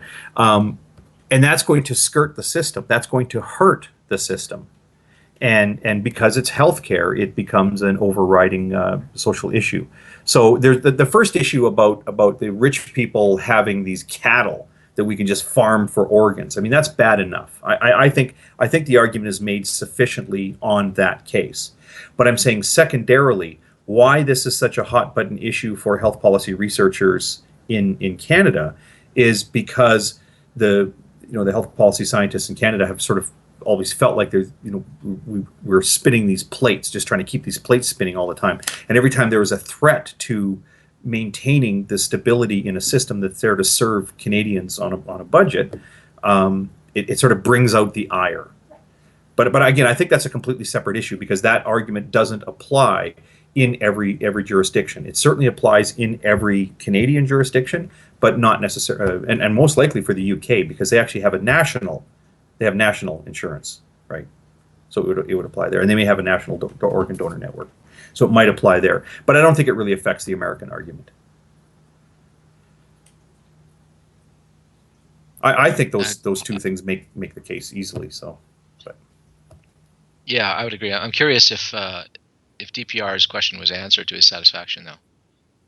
I think excuse me. I think it was for the purposes of today's show, because there's a couple of other topics that I want to throw at you, which I haven't forewarned you at. But before we get there, I have found the video of Buzz Aldrin punching someone, and if you don't mind, I think I'm going to play it, because I think it's the right one.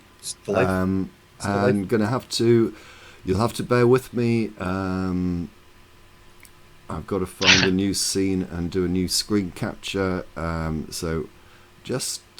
Well, can I eat up that time then? Yeah, we're getting it loaded up to ask Ozzy what he thought about, because I've touched on it a couple times during here about the graphic images issue. One of the things that these Christians are doing is the evangelicals rather, are putting out these graphic images of the abortions just to appall people.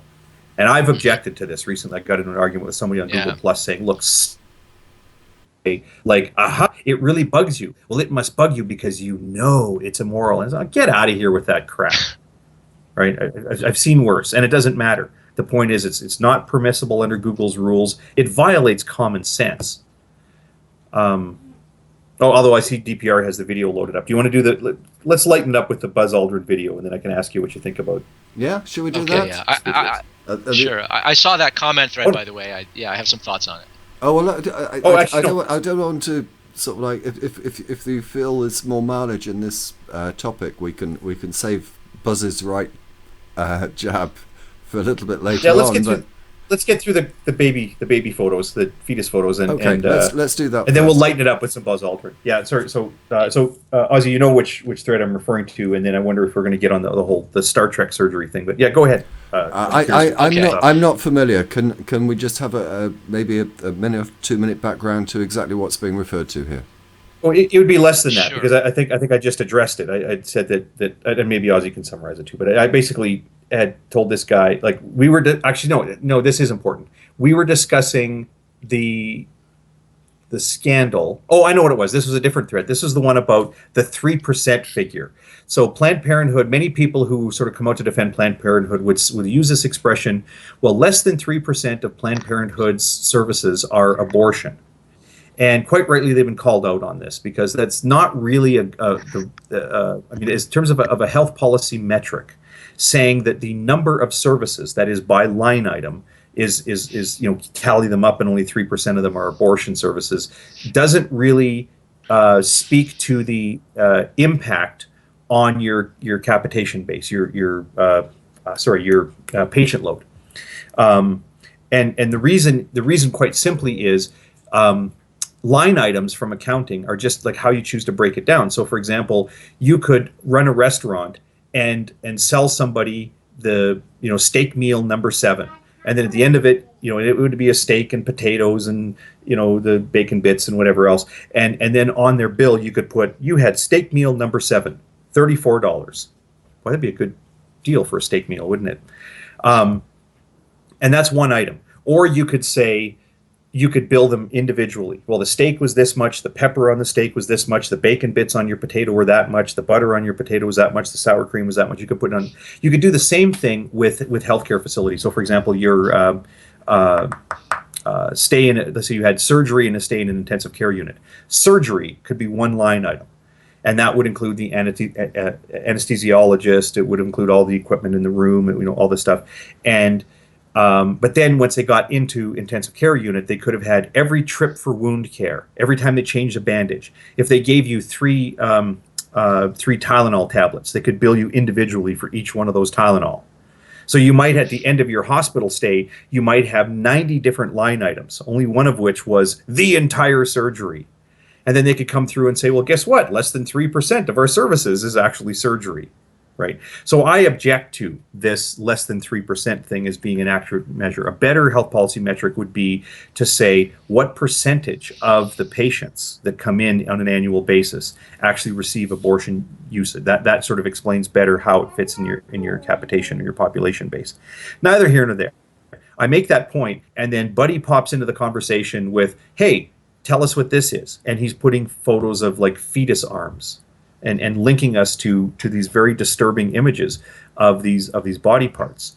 And I told him, I hesitated. I thought, if as soon as I tell him don't do that, he's going to be like, oh, it bothers you. You must know in your heart that it's wrong, deep down that it's wrong. And I was like, well, I got to tell the guy to stop doing it because it's polluting the thread. It's an awful way to approach the discussion. And I did. And he said, oh, it bothers you because you know deep down in your head. Yeah. So I basically, I think I'm telling the guy to F off after a while. But my point is, I am opposed to these things. There are people who, any discussion even tangentially related to abortion, they're going to show you abortion photos because they think that's where the rubber meets the road in this discussion.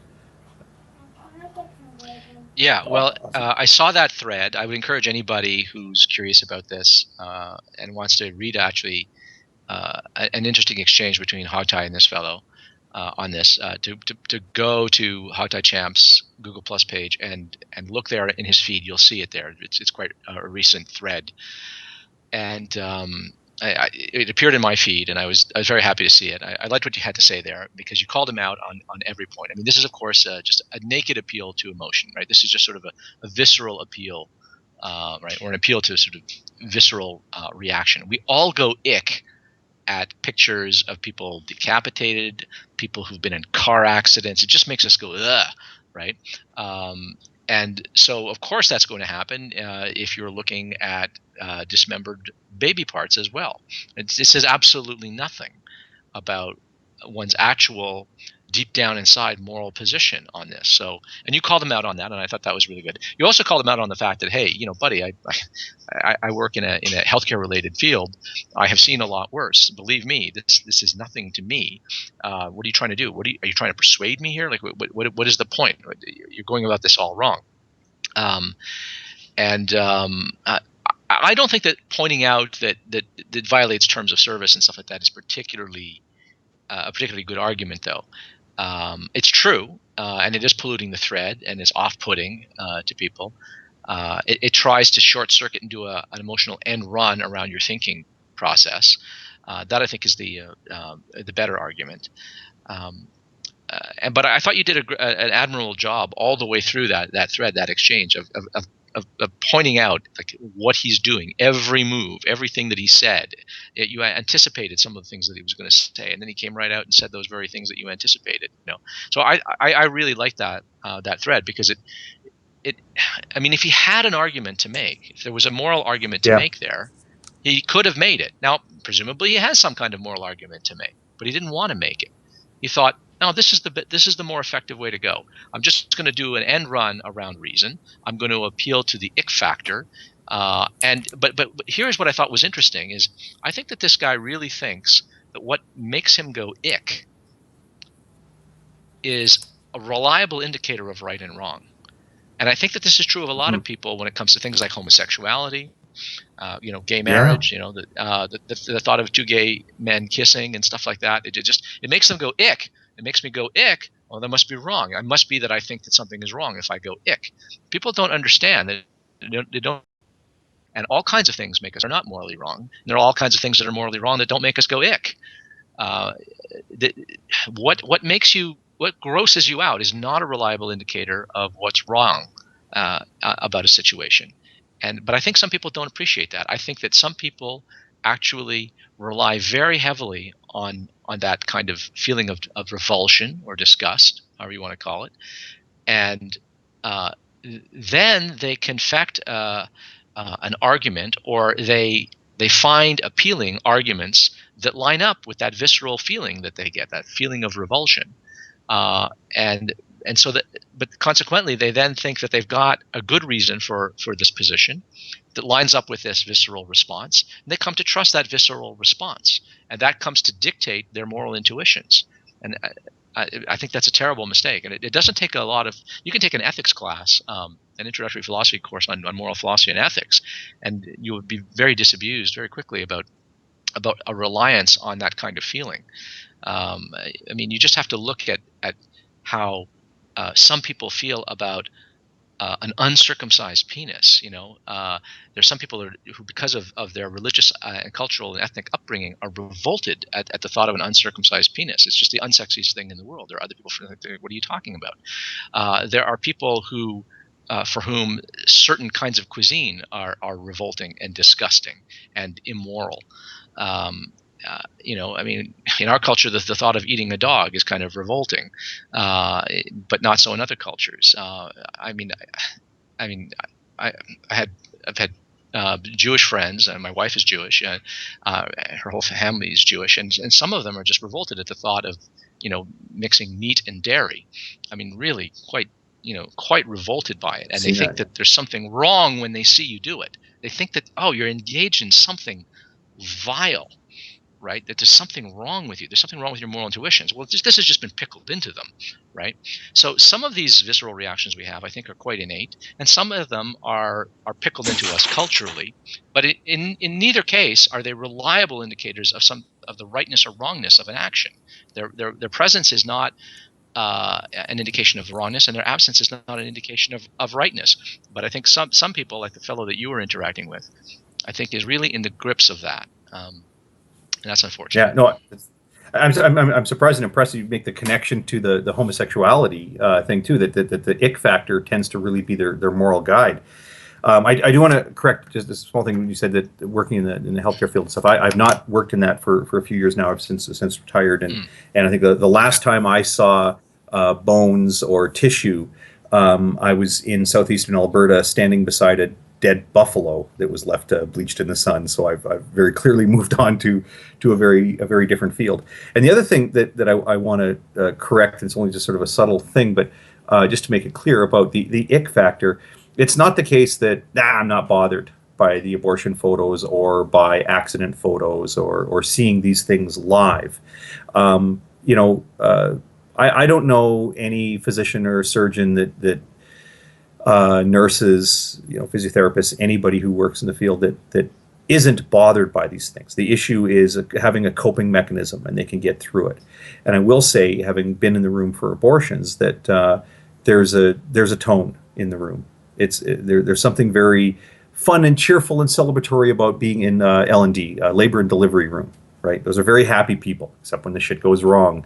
Very alarmed people, but they do what they got to do. But there's a real jocularity that happens in there. The abortion clinics are not fun places, right? So, I mean, they're human beings.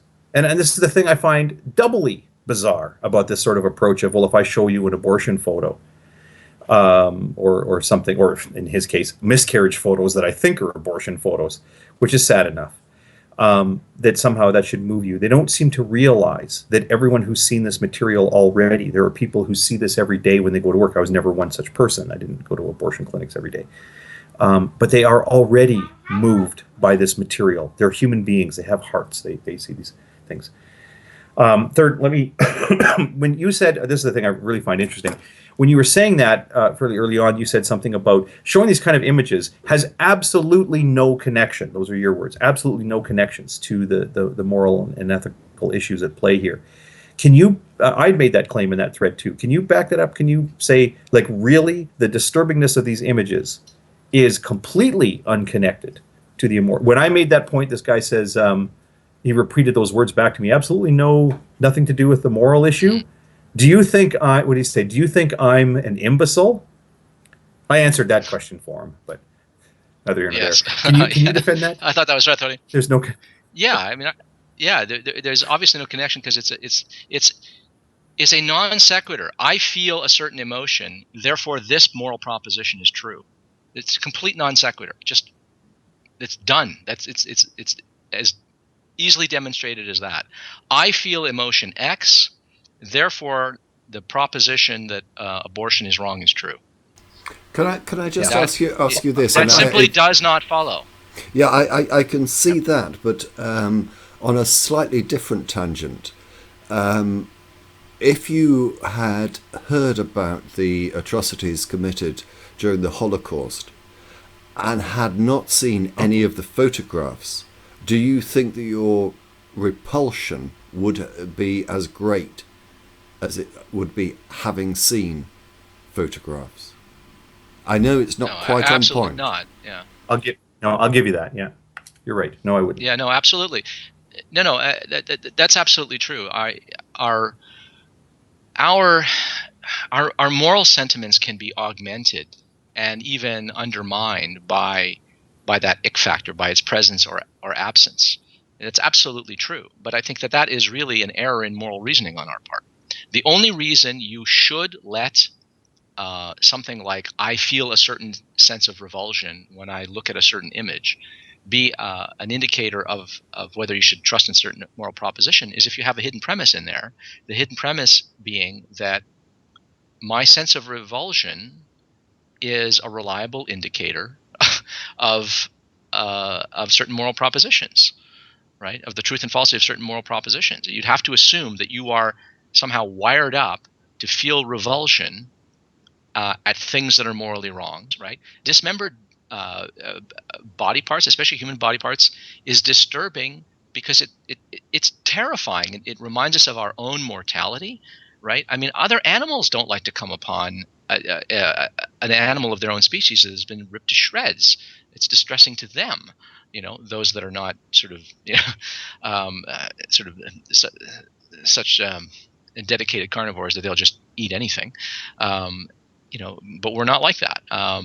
So again, we're not that kind of species. To use another issue that is sort of like fairly topical to me at the moment, is that I get very frustrated with the way in which war is glorified, and I think if people saw more pictures of the aftermath of war and the devastation that it could do, then I think people would be, I hope, less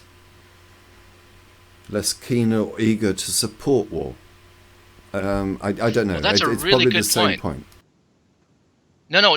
That's right on point. It's really good actually, because it sounds, at least on the surface, like a counter argument. Why would I agree with that? Showing the images of warfare is showing the consequences of war, right? And I think if a person says, I have no problem with abortion, right? And then you show them the result of an abortion, you show them the photos, I think that's okay. I think it's okay for people to understand fully what will be a predictable consequence of their actions, whether it's an abortion or whether they go to war or whether they support a war. I think that's okay. But for someone to think that the feeling of revulsion is an indicator of the wrongness of it, that's another thing, right? But I think it's perfectly okay to say, okay, listen, if you're going to have an abortion, you should understand what the procedure is. You should understand what's going to happen and what the result is. But that's not the same thing as showing photos for the purposes of doing an emotional end run around good reasoning, good moral reasoning. So I think in the case of showing photos of warfare, you're trying to show somebody the predictable consequences of their actions. And that's true in the case of an abortion. If someone is contemplating an abortion, I think it would be okay to say, well, hang on, do you know what a fetus looks like at this stage that you're about to have an abortion? Do you understand the life that you're about to terminate? Do you understand what it is? And I think that's perfectly fair. I don't think there's anything wrong with that, and I don't think that there's anything wrong with showing a person a photo of the aftermath of that, the result of that. If the body happens to be dismembered in the process of the abortion, I don't think that's wrong. I don't think that there's anything wrong with simply laying out the facts. What's wrong is when a person thinks that simply showing a photograph constitutes an argument against a person who thinks that it's actually not wrong. That person is just sort of confused about what a moral argument is. That is someone who thinks that a feeling of revulsion constitutes a reason for thinking something is wrong, and that's ridiculous. I need to step away from the computer for hopefully less than 2 minutes. I'm going to change the topic now because I noticed the time, and I know we started late, but we're approaching 2 hours, and there are a couple of issues that I really want to bounce off you both briefly. So I'm going to do the buzz video, if that's all right with you. It lasts apparently 1 minute 46 seconds, which should give me just enough time to get back. And I hope I've got... oh, hang on, which screen have I got it on? There we go. I hope this is the right video, because I haven't had an opportunity to watch it. I will be back in 1 minute 46 seconds. Let me just mute my...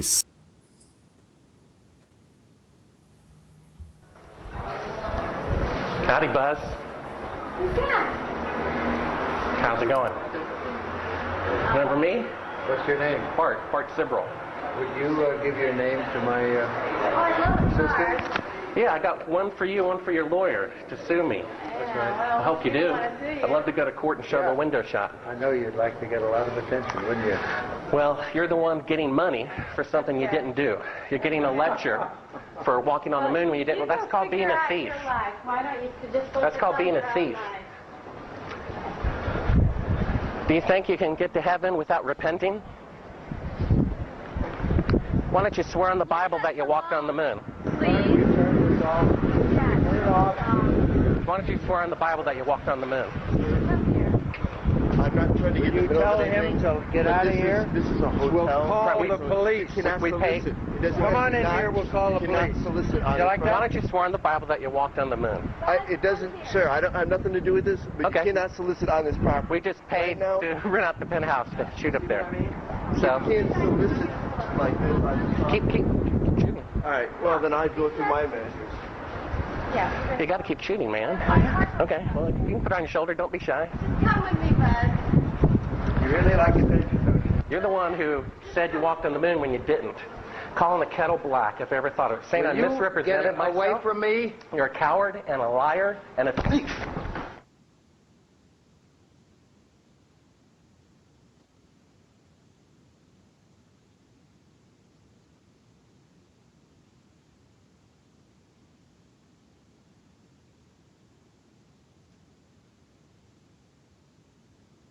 It's so bad. It's so bad. You don't want to laugh at someone getting hurt. He wasn't injured. Bit of trivia. Back in the 60s, they got astronauts that were tough guys, right? Oh, I got to mute myself. I'm sorry. I was wait. Did we get it? Did we get it all right? Perfectly. Let me just play this. Let me just play this. You do it again, yeah. Yeah. They didn't get big tough guys to be astronauts. They didn't fit. Ollie would be proud of that. Look at his head. Watch his head. Boom. Yes. The body doesn't move. The head moves. Yeah. Boom. There goes the head first. That was impressive. Yep. Sorry. Anyway, I missed the ending. I had to replay it. But there we go. Yeah. I think we're back. The big tough guys don't fit in the suits or the capsules. So Buzz Aldrin, who is I believe he's 5'9", he was on record for the launch as being 5'10", but I think most people disagree with that figure. There was to get that one to land, but boy, it was upsetting. It's not quite the video that I thought it was going to be, because the one that I'm sure I've seen actually shows the expression of the person who's been hit. It's from the other angle, and honestly, he is such a cocky, arrogant person, as you can see, and suddenly he takes the right, and the expression on his face just changes. I'm sorry, I obviously when I'm trying to do everything, I can't search around for every single video, but hey, maybe for the next occasion, because if my recollection is correct, that one's worth seeing too. Anyway, look, they're always great, but he was investigated. He was investigated, by the way. The police did look into it, and he was never charged. Yeah, the Americans have. And do you know why? In my opinion, the fighting words exception. No, in or, my or opinion, screw it. He's 80. There was absolutely no realistic prospect of success, because any jury looking at the behaviour of the journalist would never, whatever the evidence may be, they would never in a million years have convicted him. You're going to convict Buzz for after he's been tormented by that. It really is one of those. Yeah, the jury, have a look at this. Are you going to convict? No. Are you a fan of jury nullification? We're going to do a whole show on what? On your opinions on. Because are you saying because what it's just jury nullification? You think it's illegal, but who cares?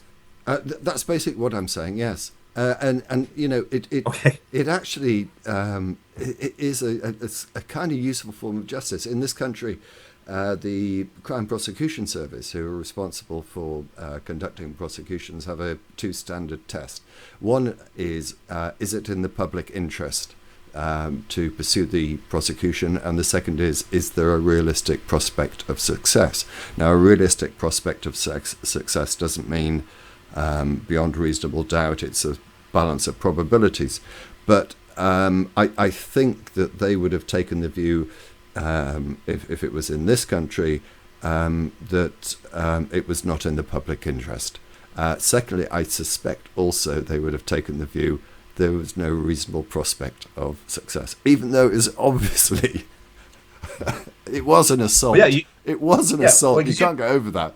But you're not going to get. You'll never get a jury to convict Buzz Aldrin of one. Well, you don't want to live in a country where people can say with one punch. No. Yeah. Well, you don't want to live in a world where people can say upsetting things and it's acceptable for the other person to respond by escalating it to physical violence. Absolutely. But the other thing is that the Americans have this thing called the fighting words defense, and that's that when you use words that there's a foreseeable consequence, that like the old Wild West days, a guy was going to take his gun out and shoot you if you said stuff like that. In the 21st century, you can still apply this fighting words defense. There are some words like your wife's a whore. I don't know, there's a whole bunch of these examples. People can wiki fighting words defense in the States there, but yeah, your wife's a whore. And saying you're a thief. He called him a thief. Accusing somebody of a crime when they're within punching distance, you're going to get punched. That's just how the Americans do it. I mean, even if the law is as it is in this country, if you were sat on that jury and Buzz Aldrin was in the dock, would you convict? No. And if it happened here, if I were the guy that punched somebody, Ozzy, you would convict? convict? You say you would? Okay. Yeah. Ozzy would. Yeah, he broke. He broke the law. He escalated it to physical violence. That is how you end up in a world where people get into fist fights. And there have been enough one-punch homicides in the world where a person just hit another person. The person went down, hit their head, and died. And we can't sanction that. I would in fact convict Buzz Aldrin if I saw that tape and that was the evidence. That for me I would convict on that. I hate to say it. I tell you what. And can I just go back to a comment that was made by E Prime right at the very beginning of the show, and I'm not sure how many people are watching this live on YouTube, but I understand it is being broadcast live on YouTube. E Prime, I won't use his exact words, but he said that YouTube Live was not a particularly satisfactory way of broadcasting, which is why we're doing it both on YouTube and live. It does save me time, because if the YouTube video works, then I do not have to download from Vaughan, reconvert it and upload it onto YouTube. That is one of the reasons why I'm trying to do it. I have not watched it, I can't see it, I don't know what the quality is like. I do know that when it's first broadcast, after having done a couple of test runs, when it's first broadcast and then sort of like processed, the quality does seem to be better. But if you've got any comments in relation to this issue, I would love to hear from you. If you were on a jury, would you convict Buzz of assault? Okay, that is what I want to know. And if, like me, you think you wouldn't, then I don't know. I mean, Ozzy, you're kind of right, but you're just so wrong. Well, listen, so this is not wrong. to say. Let me qualify a little bit. This is not to say that were I in the same predicament that I might not do the same thing. I think I can easily imagine myself being provoked to lashing out like that. I mean, I'm made out of flesh and blood. But when you're on a jury, I think that you're supposed to be a little bit more dispassionate. You're supposed to understand yourself as recommending policy and setting forth precedents. That's why you can stop there. You can stop there, Ozzy, because that's why I'm so glad you have never been on a jury on which I've appeared in front of. Because the one thing I can say, however imperfect you may suggest the jury system is, in this country and in all the cases that I have ever done in front of a jury, I would not criticize any of the verdicts that they came up with. And there are situations where technically you can say someone is guilty, such as Buzz in this case, but the jury introduce a wonderful level of justice, which not a legally correct decision, but a just decision. Anyway, I want to move on very quickly because we could talk for hours about that. The next topic I wanted to talk about was this. I noticed that Aaron has posted a video, I think this week, certainly with the last week or so, in which he was talking about how he was invited to a specific show to have I hate doing this, debate, in inverted commas, with Kent Hovind, who, as we know, has recently been released from prison, and it appears is trying to get back to where he was before. Aaron refused to go on the show by reason of the fact, and I'm summarizing somewhat here, by reason of the fact that it was described as a debate. And if it was a debate, it gives credence and credibility to Hovind. I totally support Aaron's position. I do not think that any credibility should be given to Hovind, and I don't think any show, and I can't remember exactly which show he was invited on to, but it was similar to this, I think, in that it was like an internet show. But if Kent Hovind invited himself onto this show for an academic debate, what would your reaction be? I find this weird. I thought we had actually discussed the possibility, was it 2 weeks ago or 4 weeks ago, about, well, Hovind's out, he's lifting his skirt to start doing some shows and stuff. And I said we should have him on, and we talked about the possibility. Well, we should message him separately, and then, well, gee, should we tell him like, well, it'll be a debate, or should we say, look, we're just curious and talking with you. You're an interesting fellow. He'd be known to us. I mean, his son was on the show at least once, and we could come up with some ground rules and stuff. And then I don't know if we followed up on that. But then, I see Hovind made a somewhat celebratory, oh, my first debate has been booked. And it was a reference to the Drunken Peasants. And my brain just snapped when I saw that, because... That's the channel, sorry, yeah. He literally, yeah. But, okay, and when you say the Drunken Peasants is like this show, it has features in common. There's audio, and there's video, and there's an internet. Right. Yeah. Okay. I don't know. Okay. Honestly, I looked at this very, very briefly. I was multitasking at the time and wasn't paying full attention. Didn't look into it. My bad. But okay, are you saying? Yeah. And again, love to hear comments from the audience. If we were to invite Kent Hovind, well, first question: should we invite him on? secondly, if we do invite him on, should we have it as a formal academic debate? Sorry, I forgot how to pronounce the word. Or should we just have him on to be questioned and grilled? My view is, and I'm open. It's not my show. It's all of our shows. My view is, I would not want to have him on, but for entertainment purposes, I could see that it could be a bit of a giggle. I'm looking now at the chat in Vaughan. Please also leave comments on the YouTube video. But what do you two think? Just as a simple matter of principle, would you be happy to have him on?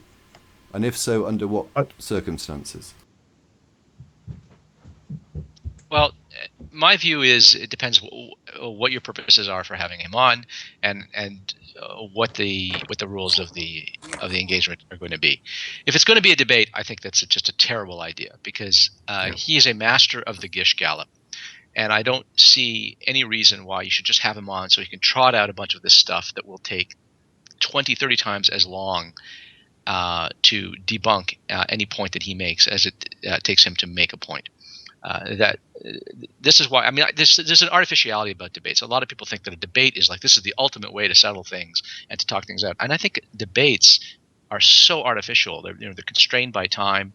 Who goes first, who finishes last, the order of things, how they're allowed to interrogate one another, if they're allowed to cross-examine each other.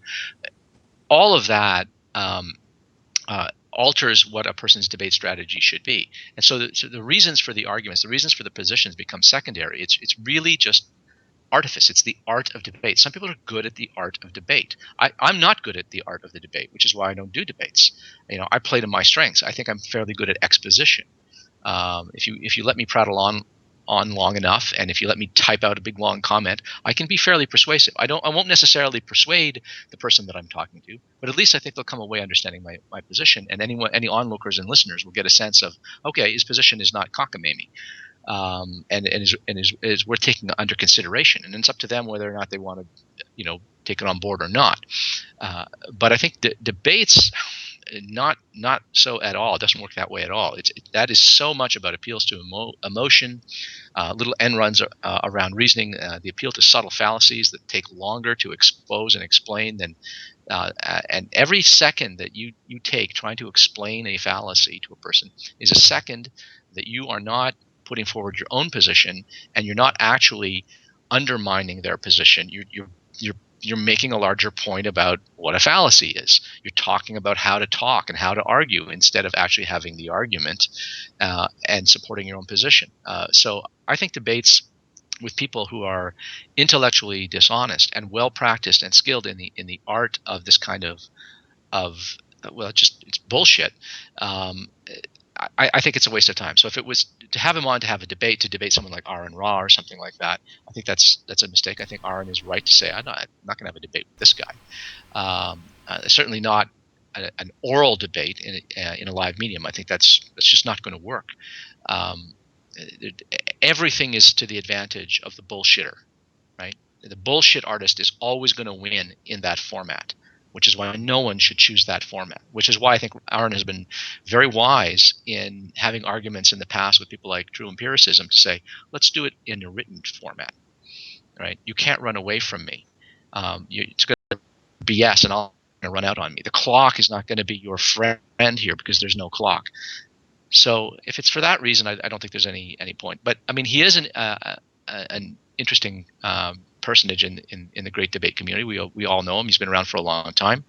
There are things that we could actually ask him. We could actually interrogate him in a polite way, like, tell us, what have you learned while you were in prison? Has this changed your views? How do you feel about your son sort of cozying up to Saitan Bruggencate and abandoning the apologetical style that he inherited from you and taking up an entirely different one? How do you feel about his repudiation of evidentialism and his adoption of presuppositionalism? Are you inclined towards presupposition? I mean, there's just a lot of things that you could actually ask him. And I mean, he's an interesting person. We can learn what he thinks about things. And is that going to make him a bigger celebrity? It's not going to make him a bigger celebrity than he already is. So I don't think in principle there's anything wrong with having him on. Just don't don't give him what he wants desperately, which is a chance to just run his talking points, to play his record while the clock runs out on his opponent. That, I think, is just foolishness. That should not happen. Okay.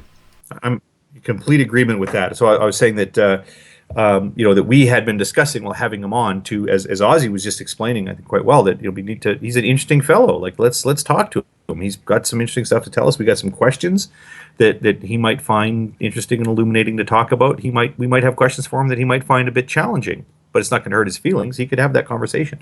I think that thing would be neat as long as it weren't just sort of this ugly kind of a thing. That's one of the reasons I think that. I'm terribly sorry to interrupt. At the same place, though, that's the thing. I didn't want to make the point, though. Was it then when we were talking about that? Then he said he was going to go do his thing. His first debate was going to be on the drunken peasants, which I thought, okay, well, that's kind of a weird choice because these guys are so paranoid, right? That everybody's out to get them, but yet he's going to go on drunken peasants. Where of course they're just there to mock him and not have a conversation with him. And then I saw Aaron's video, who may or may not have been aware that we've been talking about having Hovind on Magic Sandwich Show, where Aaron was quite clear, essentially, he doesn't really want to talk to the guy. Now, that's not what he was saying. He's saying, I don't want to debate the guy. And so my whole point here was going to be, so I don't know where this leaves us. I am in the position that Ozzy's in, where having Hovind on to debate, where it's just going to be him, venting like a gas bag for an hour, and us trying to run around and undo the Gish Gallop, and then have Hovind vent like a gas bag for the next 2 months about how he won the Magic Sandwich Show. What is the point of any of that, right? So I'm where Ozzy is with it. If he wants to have a conversation, I think we can be gentlemen about it and work out a neat way to have a conversation. If it's just I don't think that gas bag debate. I don't think that he would agree to the terms, and if he did agree to them, I don't think that he would abide by them. One of the things that Aaron suggested in his video was, look, what was it? Matt Dillahunty absolutely destroyed Side 10 Bruggen Kate. I think that's true. I don't think that Cy has got any credibility left at all. And any attempt that he has to get on any sort of show should be rejected. He referred to Bill Nye and Ken Ham, and again, I think accurately suggested that Bill Nye utterly destroyed Ken Ham. So the similar goes for Ken Ham. And I think there's one other, and I can't remember who. Yes, it was William Lane Craig and David Price. Which, if you haven't seen that debate, just listen to the opening speech of David Price, because I think it is absolutely fantastic. And when I'm feeling depressed, I sometimes just listen to that, because he just goes for William Lane Craig in a way that I have not seen any other opponent of William Lane Craig doing. But again, what are we doing if we are having anyone like that on the show? We are, even if it's not a formal academic debate, we're giving them some sort of credence that I simply don't think they deserve. So I'd be very interested, not only in your views, but also the views of the people watching the show. Should we get that sort of person on? If not, let me know who else you want on. There are two people, one person in particular I've got lined up, although it'll not be until November, is Andrew Copson, who is the Chief Executive Officer of the British Humanist Association. He has been on the show before, and I'm very much looking forward to having him on again. He's one of the most intelligent and eloquent people I've ever come across. I'm also very interested in getting Arif Ahmed on. He's a professor of philosophy at Cambridge University. I haven't approached him yet, but he was actually in a debate with Copson against William Lane Craig and someone else whose name I don't recall, but he again is very, very impressive. So, if you want to see people on the show, do let us know. Is there anyone that you two would particularly like to get on, whether religious or not religious? I mean, in a way, I think it might be quite interesting to get a moderate theist on, whether they happen to be a Muslim, a Buddhist, a Christian, or whatever. I don't know. I'm open to suggestions. Do you have any? Well, first, let me second the suggestion of Arif Ahmed. He's a philosopher. He's extremely articulate. He's a very effective counter-apologist. He's a person who's very, very skilled in the art of debate, who knows how to disentangle a lot of bullshit when it's being directed at the listeners or the viewers, and he knows how to do it very succinctly in a way that I can only envy. He's done a lot of debates. I mean, go on YouTube and look up Arif Ahmed. And debate, and you'll see he's debated a number of prominent Christian apologists and perhaps of other faiths. He's very, very good. He's very effective. He's very clear thinking, thinks really fast on his feet. I mean, I can only envy that guy. Someone else I'd like to see is a philosopher by the name of Stephen Law. He's written a number of articles and blog posts countering proper and counter arguments to mount against presuppositionalism. He's also very effective and clear. I have not actually heard him speak very much. I've heard him a few times in some podcasts. I don't think I've actually heard him in a formal debate. If it's the but same he's very person, interesting. If it's the same person I'm thinking of, he's done many speeches at conventions. Yes, he has. Yeah, Stephen Law. Could I tell you what, Ozzy? Could I leave you to contact him? I'll do. Yeah, Arif. we're friends on Facebook. So we're friends on Facebook. I'd be very happy to contact him. Yeah, okay, absolutely. That would be great. Yeah, leave it to me. Okay. Yeah. Hogtie, is there anyone that stands out, theist or non-theist, that you would like to see? A name had popped into my head recently, and I should have written it down. I will. It was so good. I said, "Oh, that'd be perfect to get that guy Magic Sandwich Show," and then I totally forgot who it was. All right. Well, I'm sure. But it'll come into my head. It'll come into my head later. I'm sure it'll come back to you. I suspect that we're sort of like overrunning the 2 hours, and there's just one topic that I'll throw out. Oh, there's two.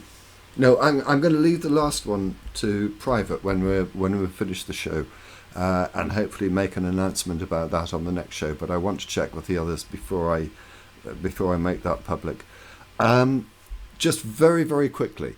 I don't know how much you have been following American politics and the first sort of like live debate with the Republican nominees.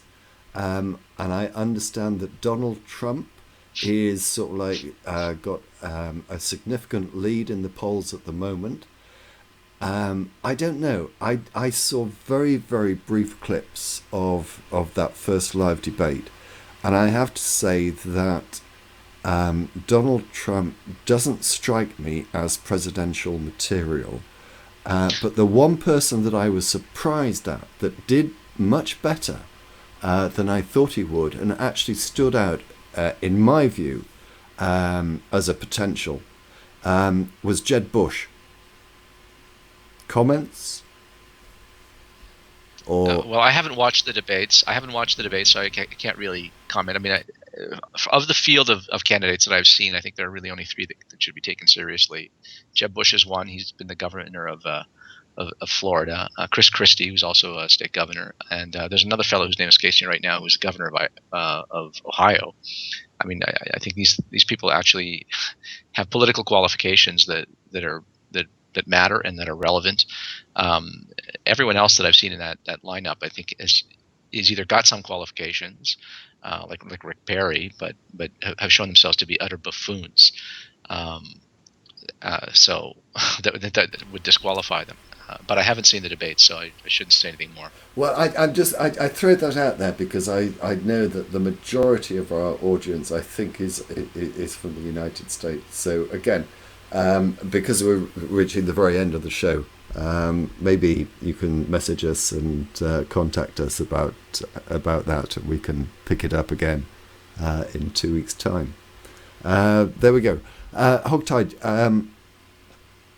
I'm looking for closing comments now from both of you, because I think, as I say, we're over on the 2 hour mark, and I would like to bring it to a close if I can. Okay, well, first my pick for the I don't know, Republican thing. I have not been following it. Should I care? I guess I'm supposed to care. I don't. I'm gonna. You know what my view is? I don't think it's going to matter because I don't think that anyone they put up is actually going to beat Hillary. That's a good point. I'll say this. I mean, here we are. We got two Canadians on the panel. Our country is going to general election shortly. The writ has been dropped. Parliament's been dissolved. Yep. Does anybody care? You know, it's not well, and I mean amongst the Canadians. That's the thing. Oh, well, no, I mean we have a very amongst the Canadians, but it certainly hasn't registered in the news in this country. Well, don't worry about it. We'll deal with it. It's okay. The rest of the world doesn't have to worry about it. Let me make this point. It's barely registered here in Canada. Of course you'll deal with it. You're Canadians. Because it'll happen. It's no big deal. But we'll do what we got to do. You know, back in the 2000 election, people can remember the American thing in the Florida and though they closed the polls, they announced the thing before the polls in the different time zone and the dimpled chads and oh my goodness. At the same time that their election was going, remember the Americans have an election every 4 years, and they know it's coming, right? It's constitutional. They know that the election's coming up, and they campaign and they campaign. They spend half their time campaigning, less time than governing, as far as I'm concerned. And at the same time, so their elections they're campaigning around November of that year. They dropped the writ here in Canada, dissolved their parliament. 5 weeks later, we all went to the polls.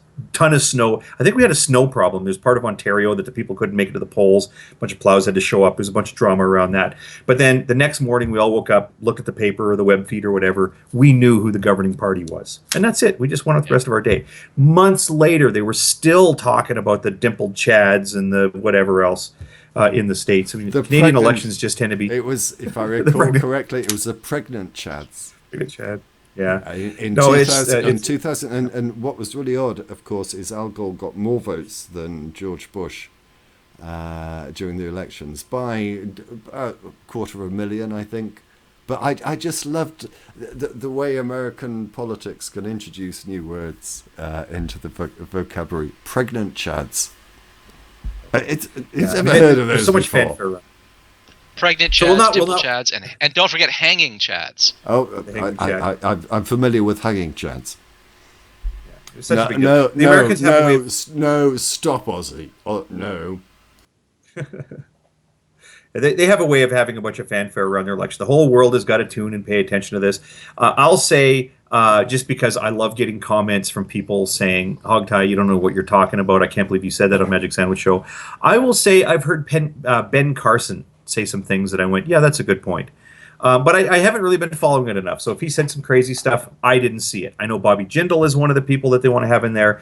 So as my closing comment, I'll offer up that I said earlier I was going to mention Bobby Jindal, crazy, insane lunatic from, he's the current governor of Louisiana, where they had 2 Planned Parenthood clinics, neither of them providing abortion services whatsoever.